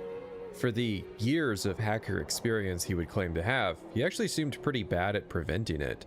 And no, this was not some kind of ARG to encourage people to pick up piracy. Despite his name, he's actually quite against it. His points on why Stop Killing Games wouldn't work from his security perspective also held so little water. People questioned if he even understood what his role at Blizzard had been. Moreover, he was kind of stretching the truth on his development history. He may have worked in the industry for a long time, but he's equating eras when he worked on people's Second Life furry character models and his own indie games. That's a lot less impressive than how it sounds when you say you worked at Blizzard. And how did he get that job? I actually am the first second-generation Blizzard employee. Jason's father is Joey Hall, one of the founders at Blizzard. While this could have helped him get a job, the reality is that when Jason joined the company, Blizzard was hiring practically anybody with a pulse to work in their QA department due to the release of a little game called World of Warcraft. Jason would have gotten the job even if his dad didn't work for the company. I think being a Nepo baby is kind of a non-point, honestly, but some people really care because it undermines the idea that Pirate was this amazing developer. I've been called a Nepo baby and many other names. And I mean, it's humorous that the source of him benefiting from nepotism was himself. Yeah, so my first job was actually nepotism. Not anybody else. The one aspect I will acknowledge is that while it might not have affected how easy it was for him to get the job, It's so draining. Like being trapped in a sauna. Isn't green tea meant to be good for chasing away the heat? Paimon thinks she heard that somewhere. Why don't we head to Elon Wharf and give it a try?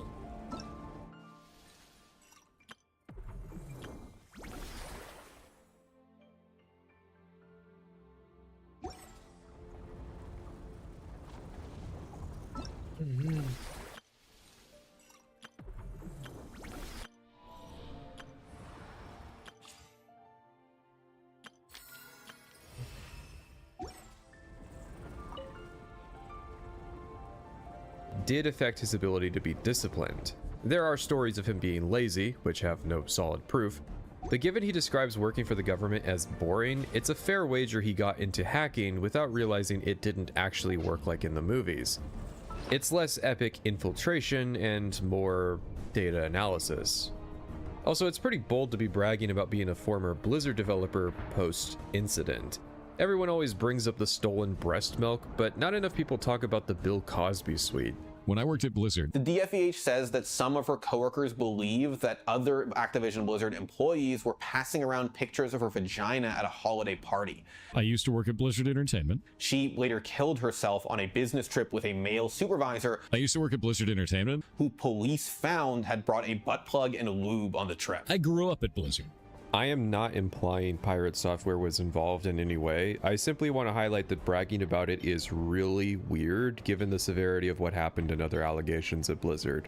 Then again, he associates with Twitch, so maybe he just doesn't care. He also brags about working for Amazon, another important sounding job unless you know anything about the games industry, and the fact that Amazon's game division is a massive joke that makes Warner Brothers look competent. Jason likes to show off his wins at DEF CON, which is an industry convention for security specialists and hackers. As a result, it's kind of a modern incarnation of Mensa, which was a society of people with high IQs. People who want to be perceived as smart either join these groups or actively participate in their content ecosystem. The legitimacy of his wins and some of the stories he's told have been drawn into question. For example, he claims the show Mr. Robot stole content from a write-up he did on a DEF CON puzzle. However, his was not the only write-up, and one of the main organizers of the event is a consultant on the show. The reality is that Pirate seemed to just like bragging about his credentials, with the knowledge that nobody in a Twitch stream chat is going to feel motivated to double-check what he is saying.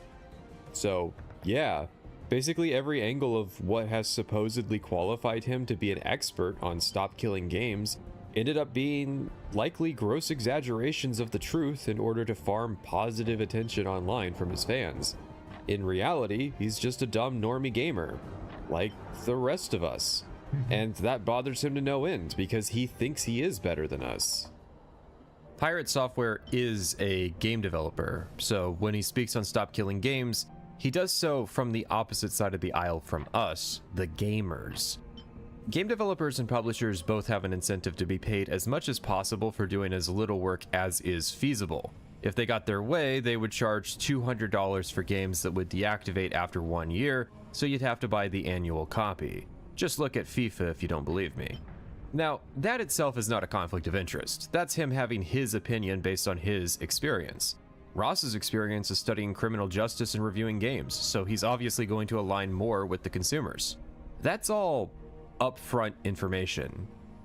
Where this gets complicated is the fact that Pirate Software's one finished game is technically a live service, and the fact that he was actually the director of strategy at a game publisher named Off-Brand Games at the time that was publishing a live service game.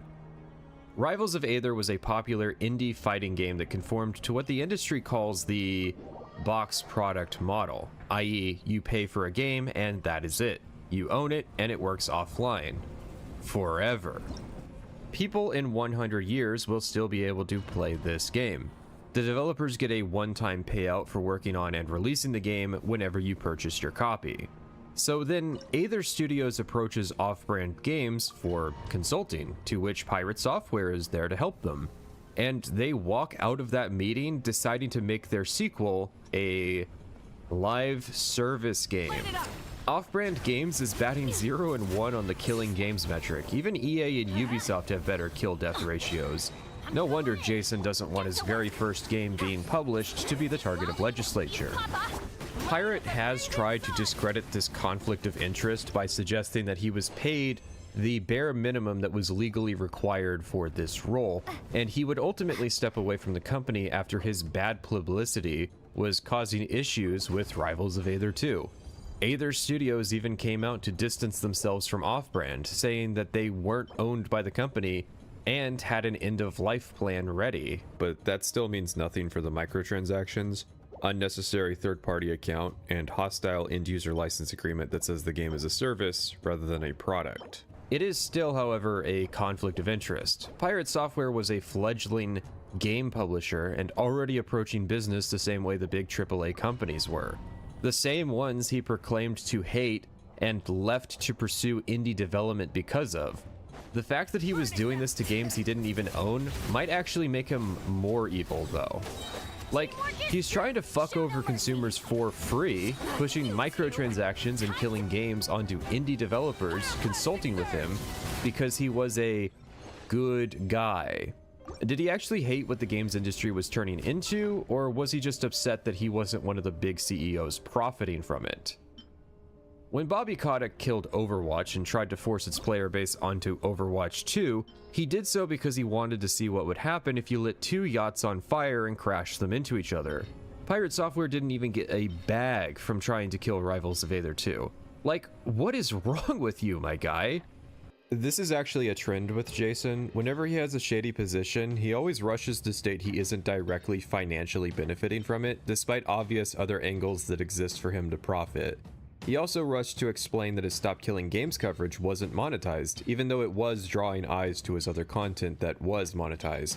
Great, so we're supposed to just believe you acted like a giant anti-consumer asshole out of the kindness of your heart. Unlike those other grifters who did it for money. This will be very clear when we talk about the biggest example of him doing this later. Off-Brand itself phrases this wording to be hip and anti-greed, more influencer doublespeak bullshit. Off-Brand Games is a fully privately owned game publisher. We don't have outside investors or quarterly shareholder targets driving our decision making. And yet, this company acts exactly like every major AAA publisher. Either way, him having these beliefs and holding a position of authority at an indie publishing company was a big issue, and I'm glad he either stepped down or got canned. Probably not a coincidence the king of cowardly takes Ludwig was involved in that company. But I do think iDubbbz posting the content cop was one of the dumbest moves ever. No shit. The last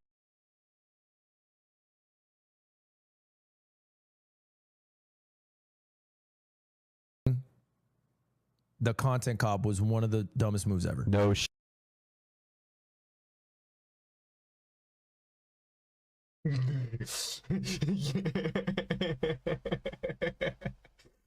Yeah. Consult creator clash.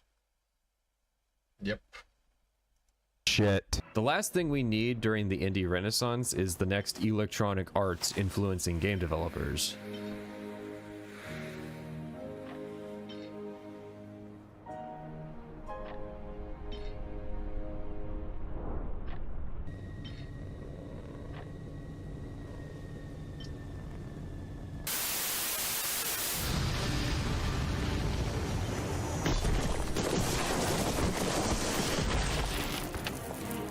Given his conflict of interest, people started asking questions about Pirate's own first-party games. Obviously, we've talked about his first unpiratable game, Champions of Breakfast, getting cracked quickly, yet him bragging about it years later, but what about his other projects? Project, singular. Heartbound has been in development for 7 years. This is in spite of the fact that the game it's transparently ripping off was made in only 2. Even better, there was a Kickstarter. It only raised $19,000, but still, raising money on Kickstarter and then not releasing a full game in a timely fashion usually looks bad for most people, even when said Kickstarters fail to raise enough money to fund a full development. It gets worse. The development was going fine during the first 2 chapters of 4. It was the third that became subject to the Yandere Sim curse, scope creep.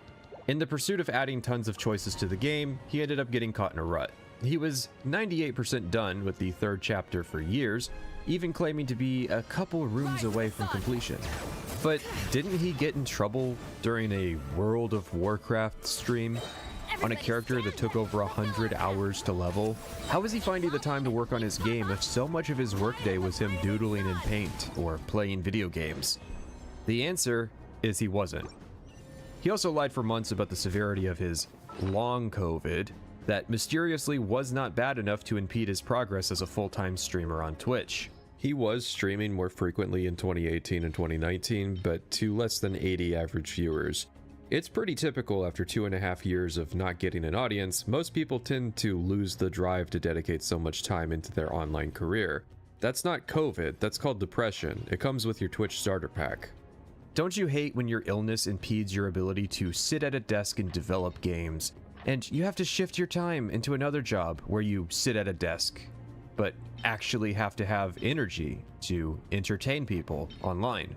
The reality was simple. He fell out of love with Heartbound and found success on Twitch. But to keep up appearances and try to avoid looking like the next Yandere dev, he tried to keep the illusion going to the point of absurdity. People on Steam started review bombing his game over SKG, but others were leaving legitimate negative reviews. As it turns out, the game really just wasn't good.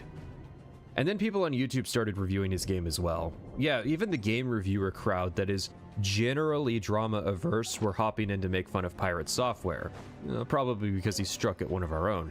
So he's really not all that qualified to speak from his experience as a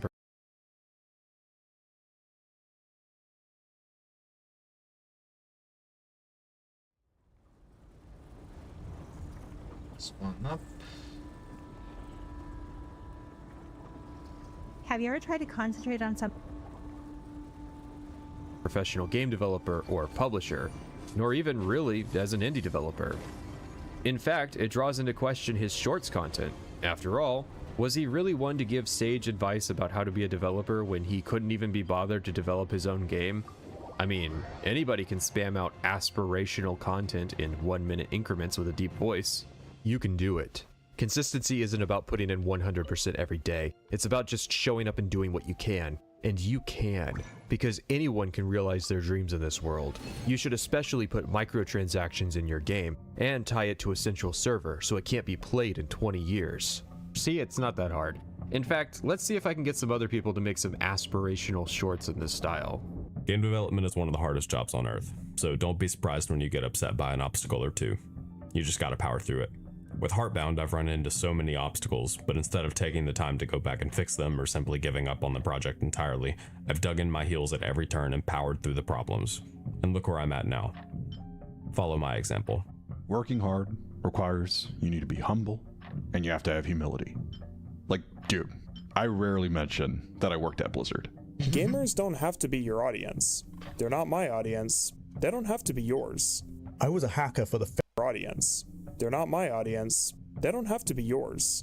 I was a hacker for the federal US government for 14 years, and here's what I learned. What I did was socially engineer Google's SEO algorithm so that anyone trying to pirate my game will only find a link to my developer website. Yeah, it's brilliant. You can't get around it. I'm really pushing to try to get indie devs to accept microtransactions because it will make their games better. You can be a career game developer even if you don't have a deep voice. Game dev is about quality. That's what I learned working on QA during the flawless launch of Diablo 3. So yeah, he's not some qualified expert game developer. He's really just some asshole on the internet with an opinion. Everybody's got one, but he thinks his is special, and can't even conceive that he might have gotten something wrong. Or even if he did, he will not admit to it. Pirate Software gained fame for pretending to be a nice guy, yet in reality he constantly acted arrogant and smug in ways that were off-putting. Most people just ignore and avoid stuff like that if they don't like it, but when they can't ignore it, it becomes extremely grating to hear Jason speak on literally anything.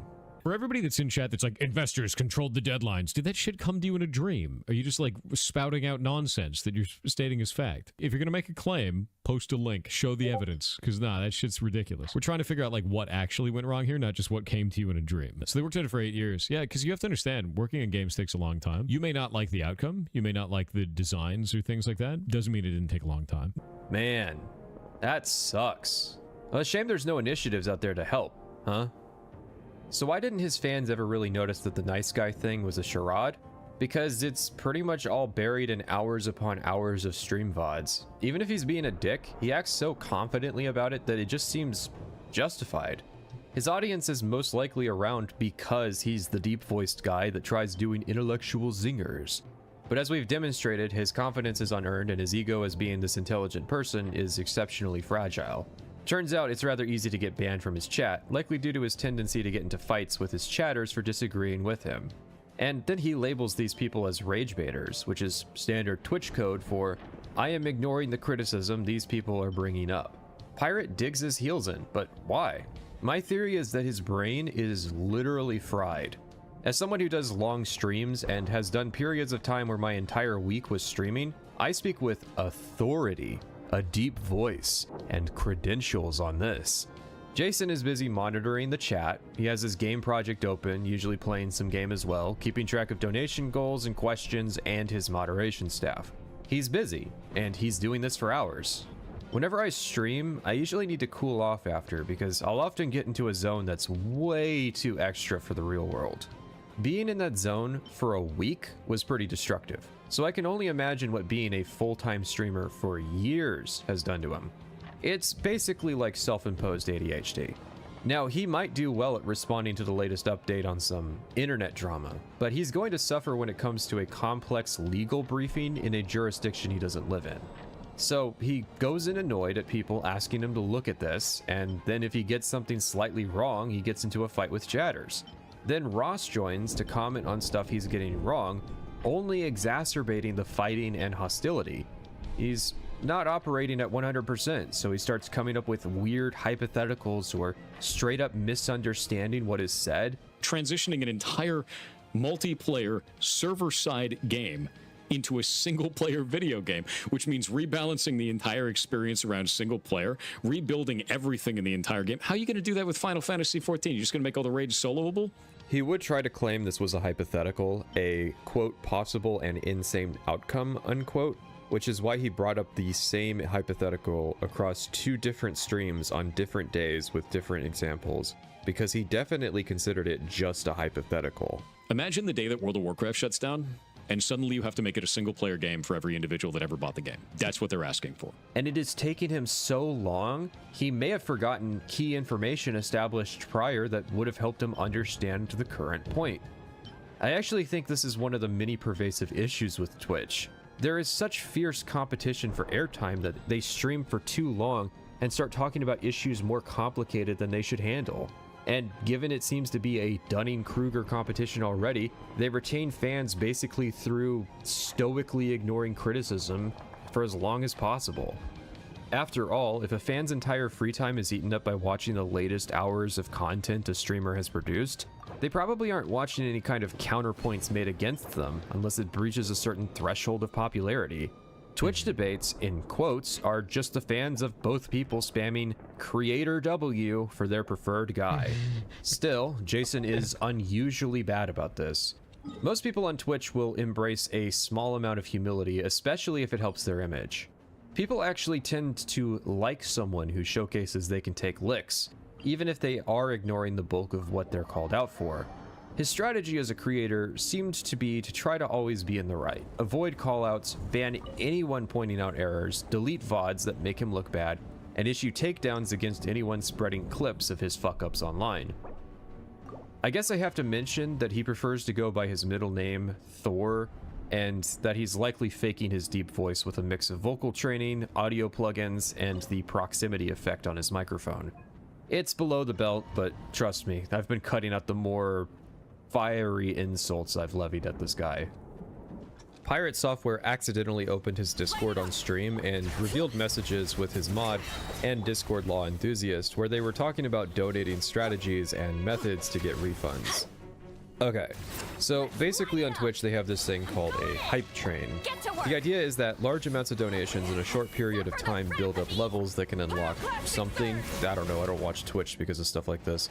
Anyways, it eventually expires, and he wanted to set a record for it, so it was exposed that his moderator was donating on both his main and alt accounts to artificially keep the hype train going.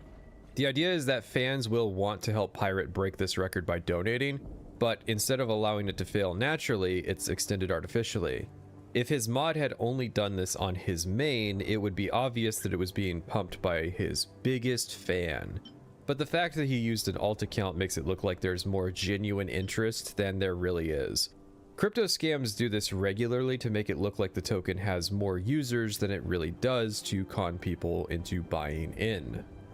Now, Pirate claimed he was not directly reimbursing the moderator in exchange for these donations. However, the moderation staff would receive equal shares as a bonus of half of the revenue generated by the hype train. The moderator donated $1,200 and got back $2,500, and that's just the one we know about due to Pirate accidentally leaking his DMs. There are a dozen other moderators getting these bonuses that we don't know about. It's also on record that his moderator was specifically targeting these donations to land just shy of when the train would expire, and that the motivation for using his alt was because of weird AF messages being sent a prior time they had done this hype train thing as well, when he used purely his main account. Pirate even says it's fine to do this if the hype train is about to fail. In other words, Pirate is either knowingly colluding to pump up the donation amounts, or unknowingly being manipulated by his moderators to get bigger bonuses. Either way, the main party that is losing is Pirate's own fans. So his defense, rather than to fire his mods, being... No, it is not against TOS. It is absolutely not against TOS to have somebody use their own money to buy subs and bits for the channel if they want to. That in no way was triggered by me, nor was he compensated for that or reimbursed for it. That is not against TOS. Yeah, I think something shady happened. The other half, which was $37,500, was sent to Pirate's Ferret Rescue, which is a for-profit business. Yeah, Pirate isn't directly benefiting from the hype train. He's not pocketing the money now, he's just sending it to his ferret rescue, which is still a business expense. He has to report on his taxes and get deductions from against his income, meaning he pays less in taxes, and he gets to run a ferret rescue, which is a huge positive PR spin for him and his channel. Yeah, there's no financial upside for him. There's nothing to see here, folks. Yeah, this is why most content creators donate to or run non-profit charities. This isn't a slam dunk, he broke the law. That's for the government to figure out. Crime is legal. The point is simply that his operation is shady as fuck. To do that authority thing again, I'm planning on doing a charity thing at this moment. Here's how it will work. I'll donate $1 for every mile I rode coast to coast this summer. That's about 4,000 in total. There will be a big button giving you the option to donate money as well. It goes straight to St. Jude's. I put my personal donation towards my taxes. Simple, transparent. I benefit, the charity benefits, cancer kids benefit. The fans know exactly what the stakes are if they want to donate as well. I highlight all of this to showcase that Jason should be discredited to the highest degree.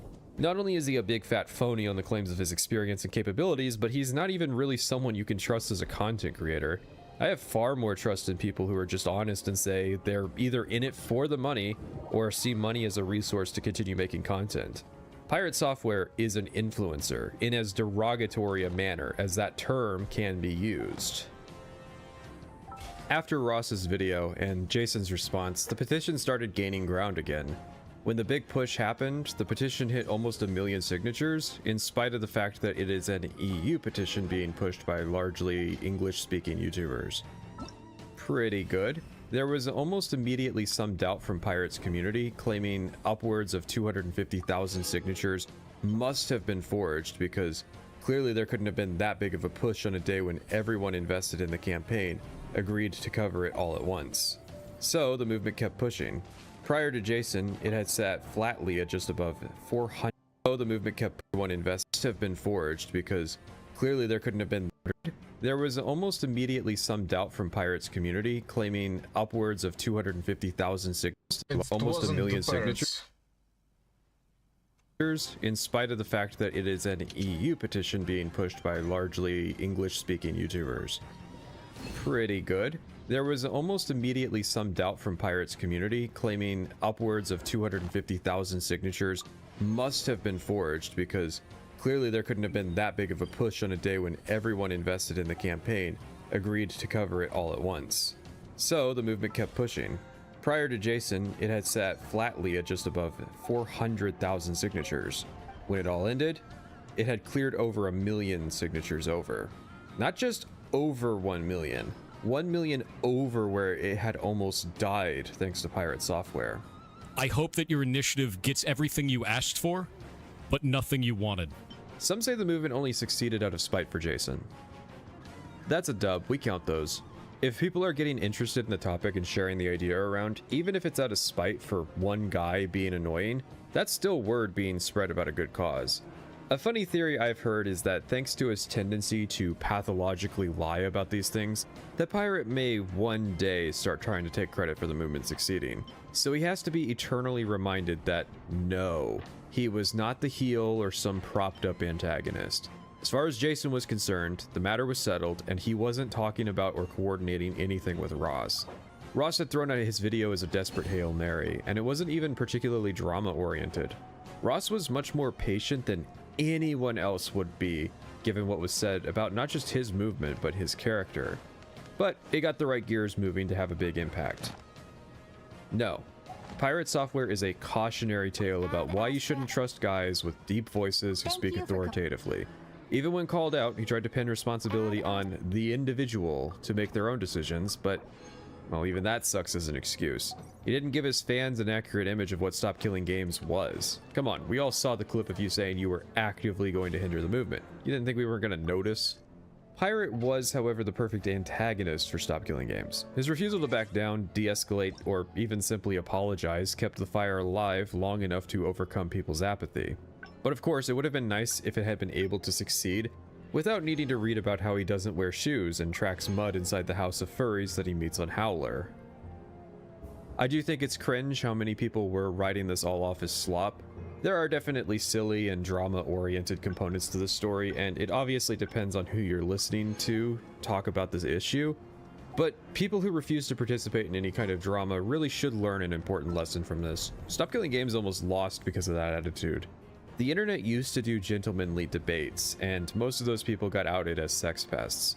People felt passion about this, and that's what motivates change. Stop being post-ironic and meta above it all. Take your W. Of course, I'm obviously not going to celebrate until anything is actually accomplished. All we did was encourage some Europeans to sign a piece of paper.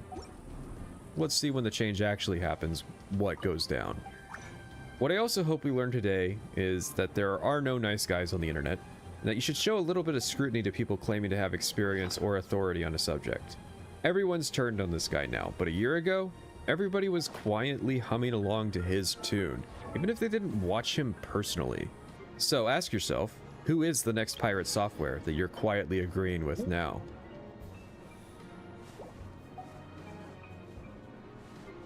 Don't say me, come on. Be a little original.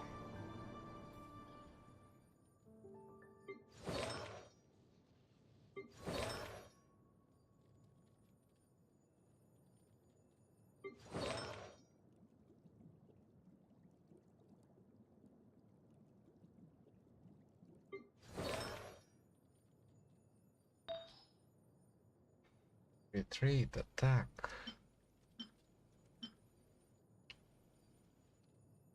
Oh, well, it does have 10%. It has flat attack. No. Oh,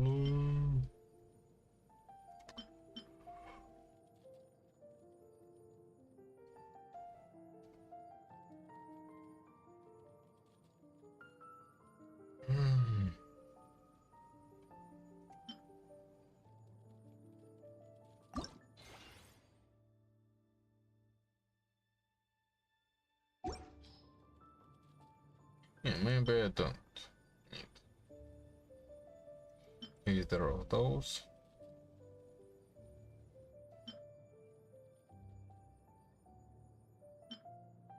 Or this one.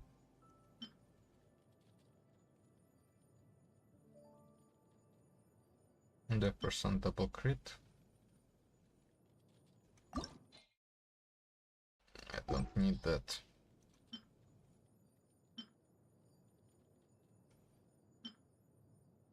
HP percent double crit.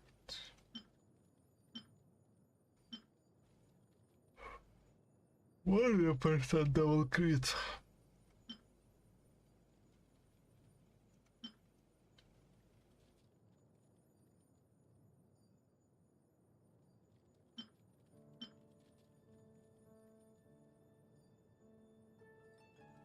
Okay,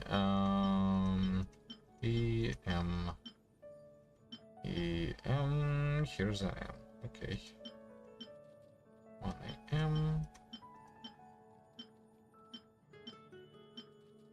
2 AM. 3 AM. 1 AM. Okay, I'm throwing this one out.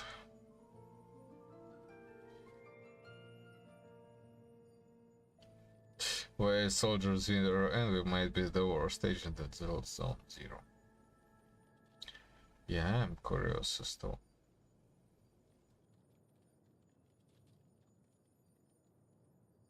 you can say.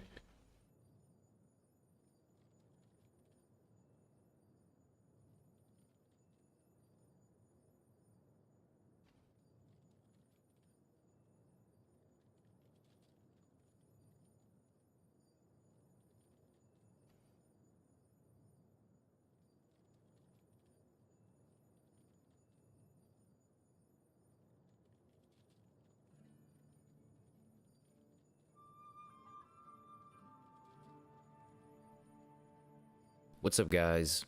It's Flossin. So a couple weeks back, I made a tier list video with two other content creators, Soul and EO. And in that video, we all decided to rate S-Rank Ambi at tier 1.5. Below a lot of other agents, most people would probably put her above. And since then, I've been getting a lot of comments and DMs. Flossin, why did you rate Ambi so low? Do you just not like her? Is she really that bad?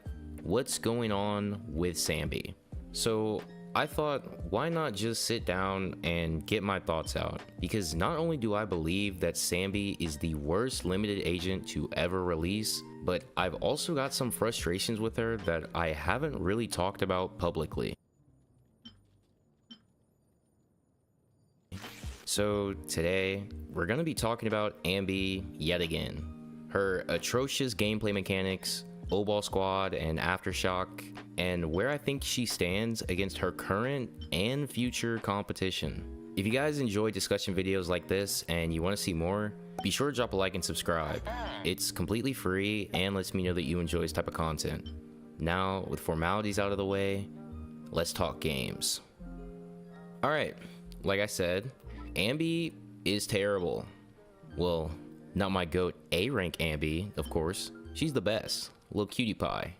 But S-Rank Ambi?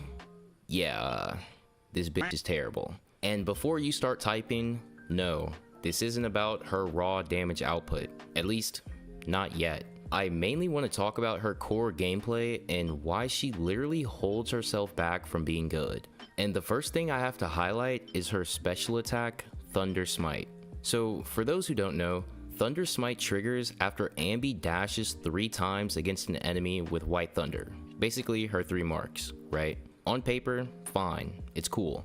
But here's the thing, Ambi almost never procs this attack outside of fighting bosses, and it's entirely because of her targeting. Let me give you an example.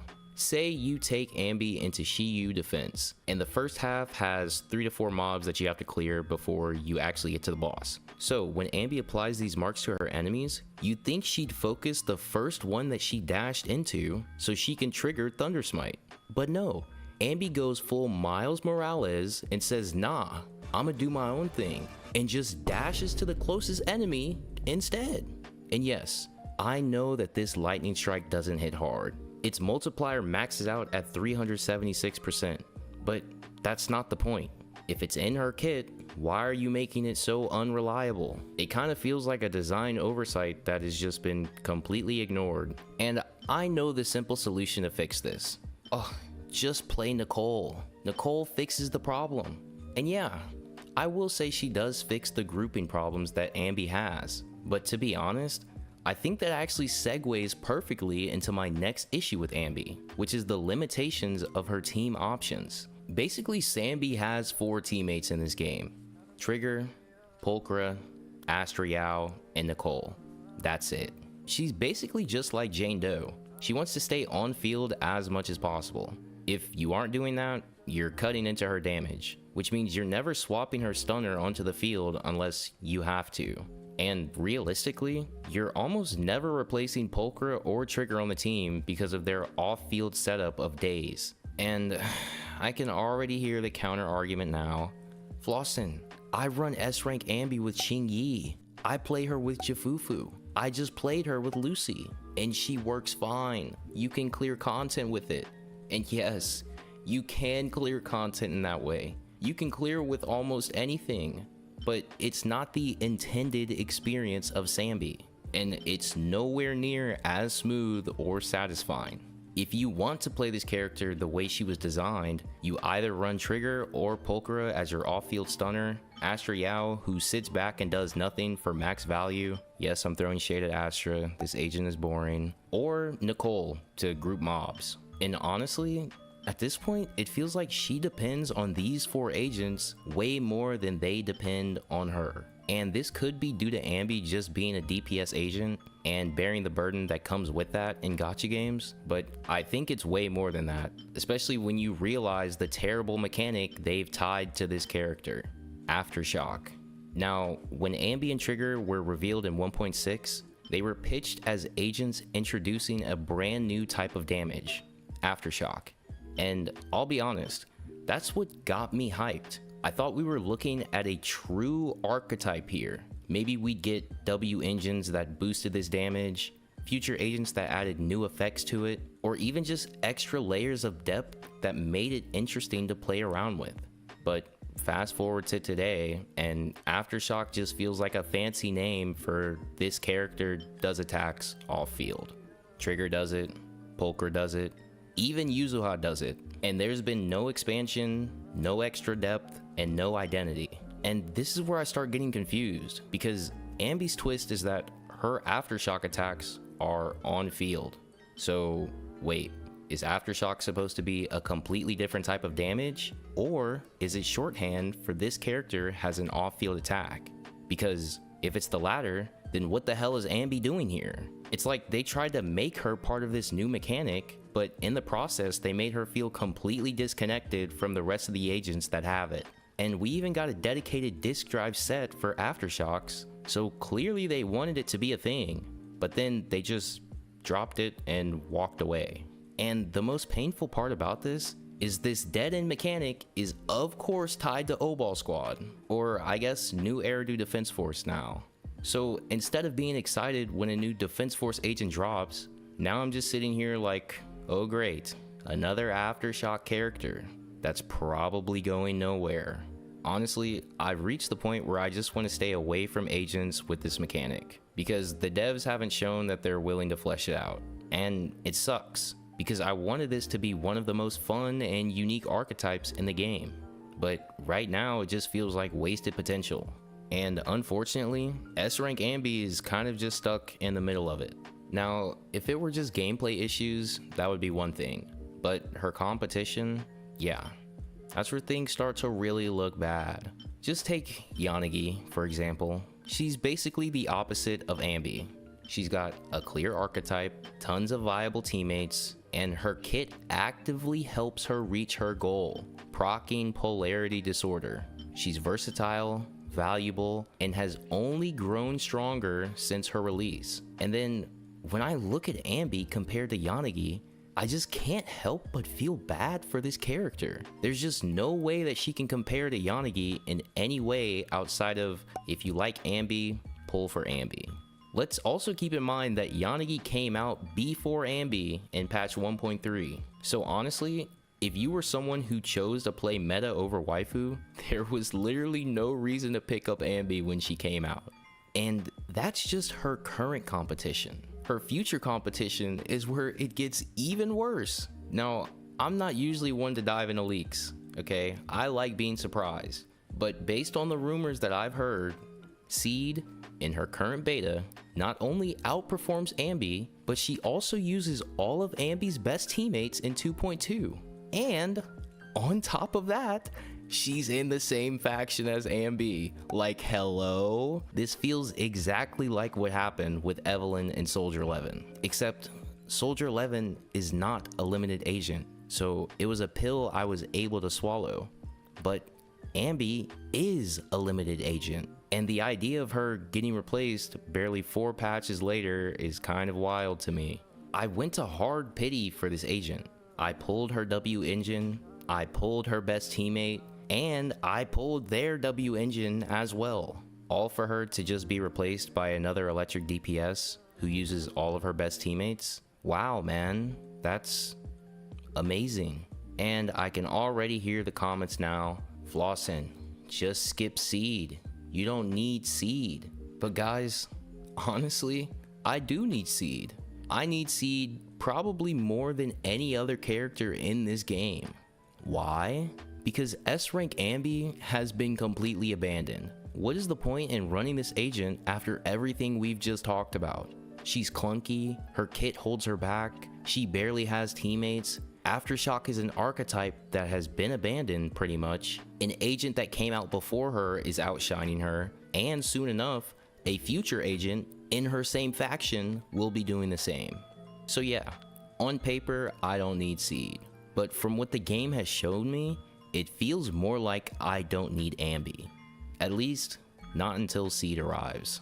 As someone who's followed Oball Squad since day one, it's frustrating to see Ambi reduced to a placeholder until the next electric DPS drops. I'm not asking for Ambi to be broken, but I don't see the point in playing this agent if Seed is just gonna swoop in and replace her in all of her best teams. It just seems like there was no point in me pulling this agent.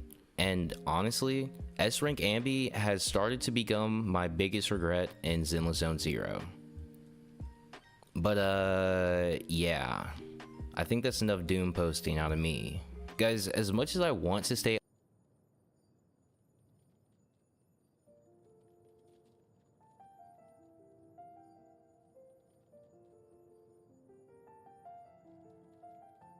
optimistic, I'm not going to sugarcoat it. I'm pretty worried about this character. I pulled for Ambi because I enjoy her and I want her to be the mainstay of my electric DPS, not just a placeholder until Seed decided to show up. It's why I invested so heavily into her banner when she released. And again, I'm not asking for Ambi to be broken. I just want her to have the flexibility or even a tiny bit of staying power that Yanagi has proven an electric agent can have. And right now, she doesn't have it. And the fact that we're even having this conversation before Seed is out is just not great. Now, I'm really hoping I'm wrong on this situation, and because of that, this whole thing has me really curious. What do you guys think? How do you feel about S-Rank Ambi now that I've shared my piece? Do you like her, hate her, and do you agree with anything that I've said in this video? Or do you think I'm completely wrong? Let me know in the comments down below. Also, big thank you to all of my server boosters and YouTube members. You guys are the ones that make these videos possible, so thank you. But until next time, happy gaming, bye. And may your pulls be ever in your favor.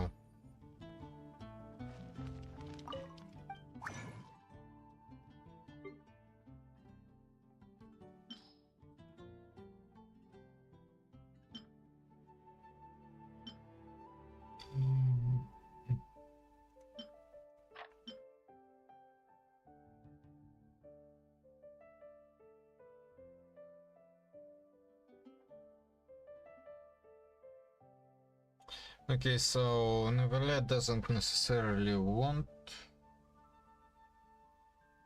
the elemental mastery because he doesn't do the stuff.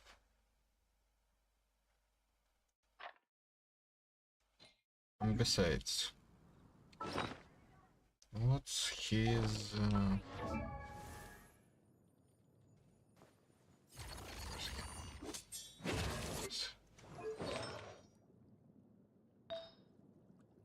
okay.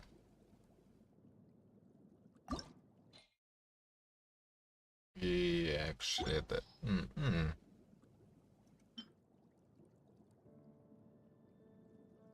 there can be an upgrade. Okay, I'm not throwing this one out.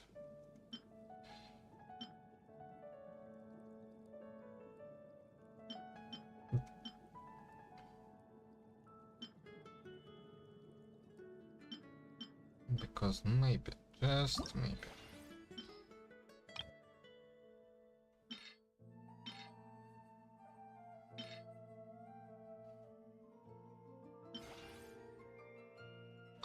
It gets the crit rate, but instead it went to advance.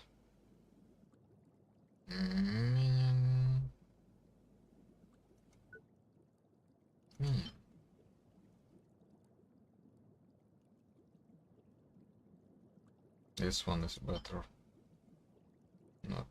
Not this one though.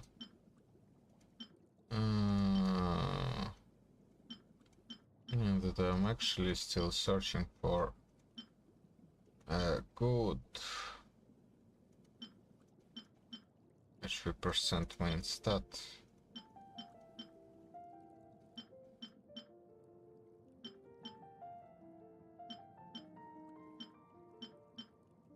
Is here. Okay. Well then.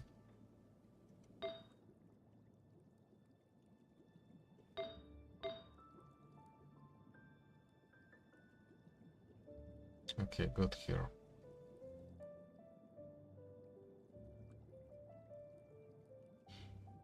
Golden here. What does golden mean?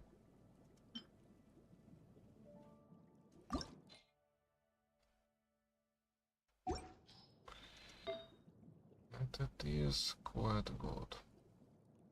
That's what it means.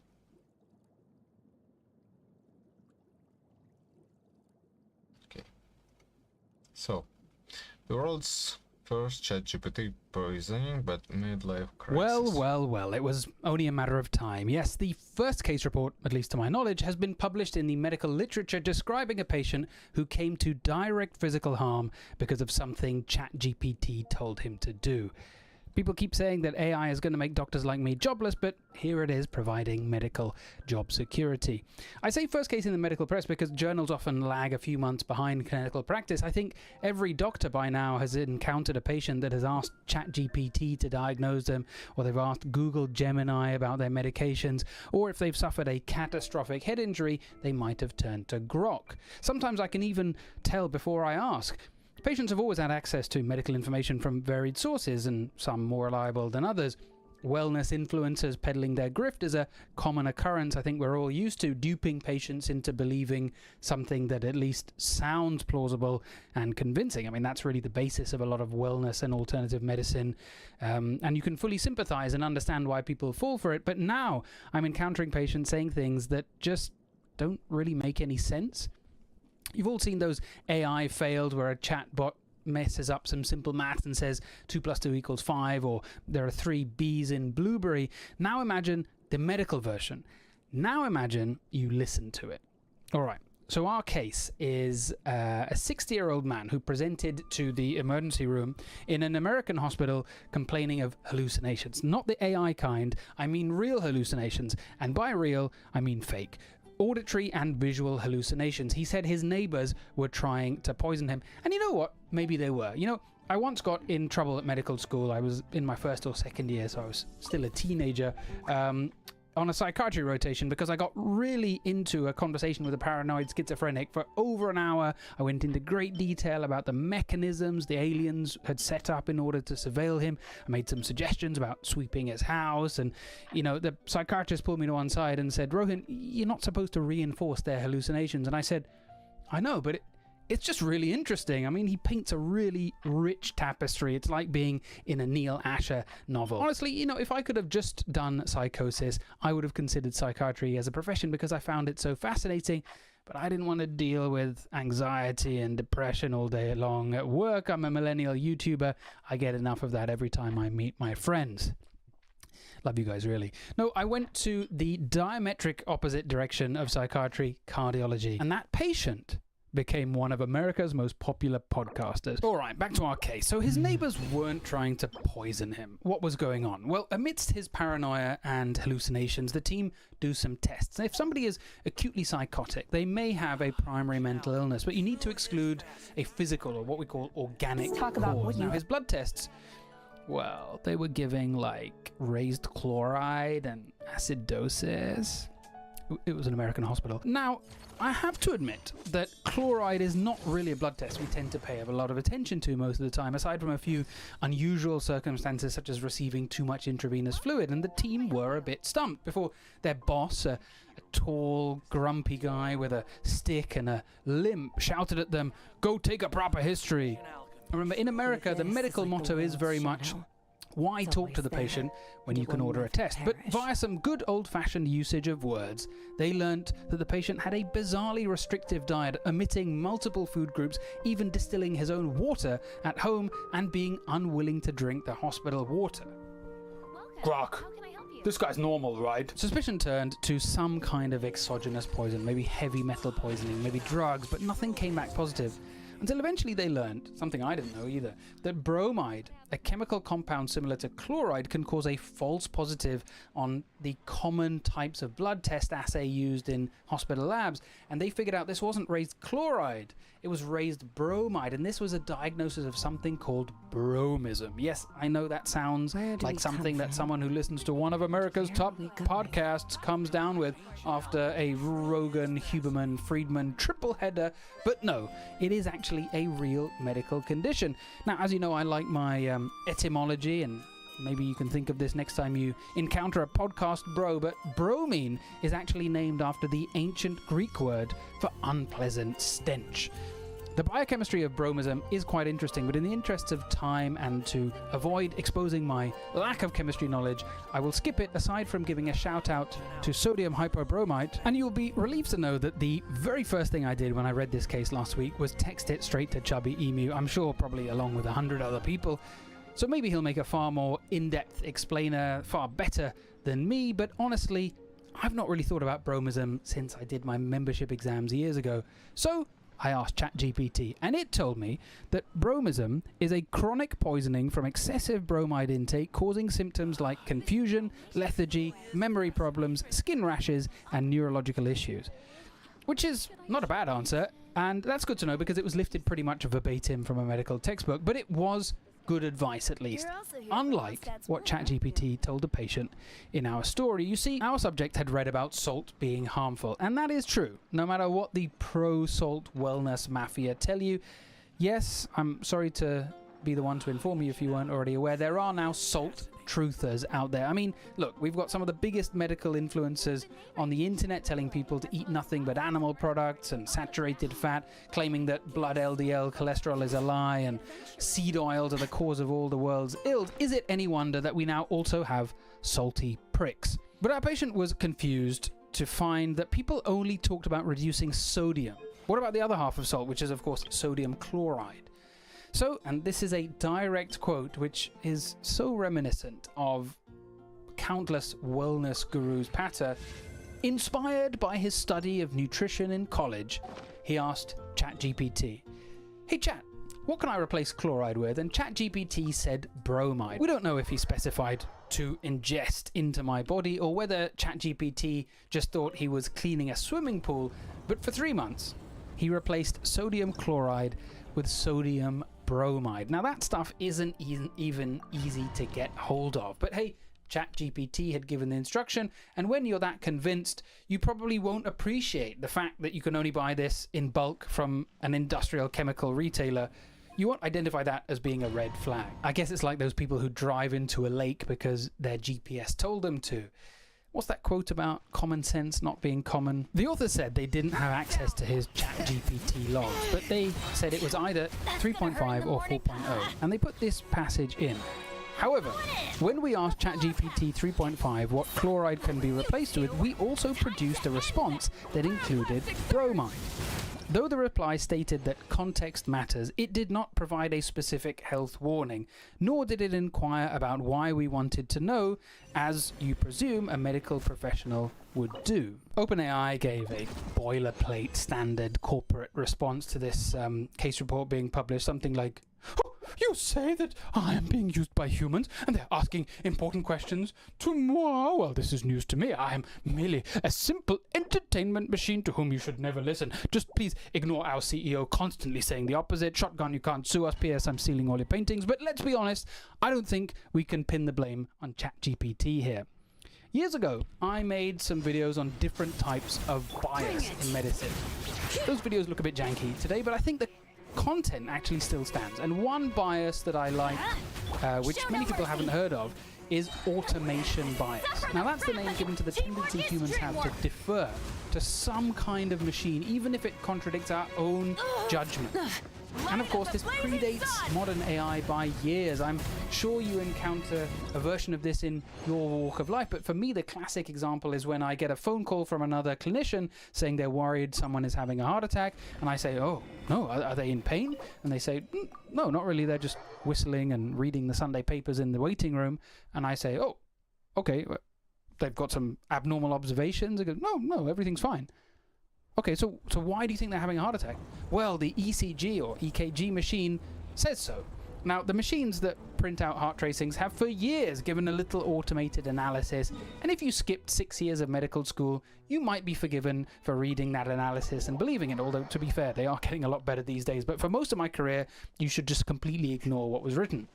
Now, even though it didn't correspond to what the practitioner had in front of them, on one occasion, somebody called an ambulance because the readout said heart attack.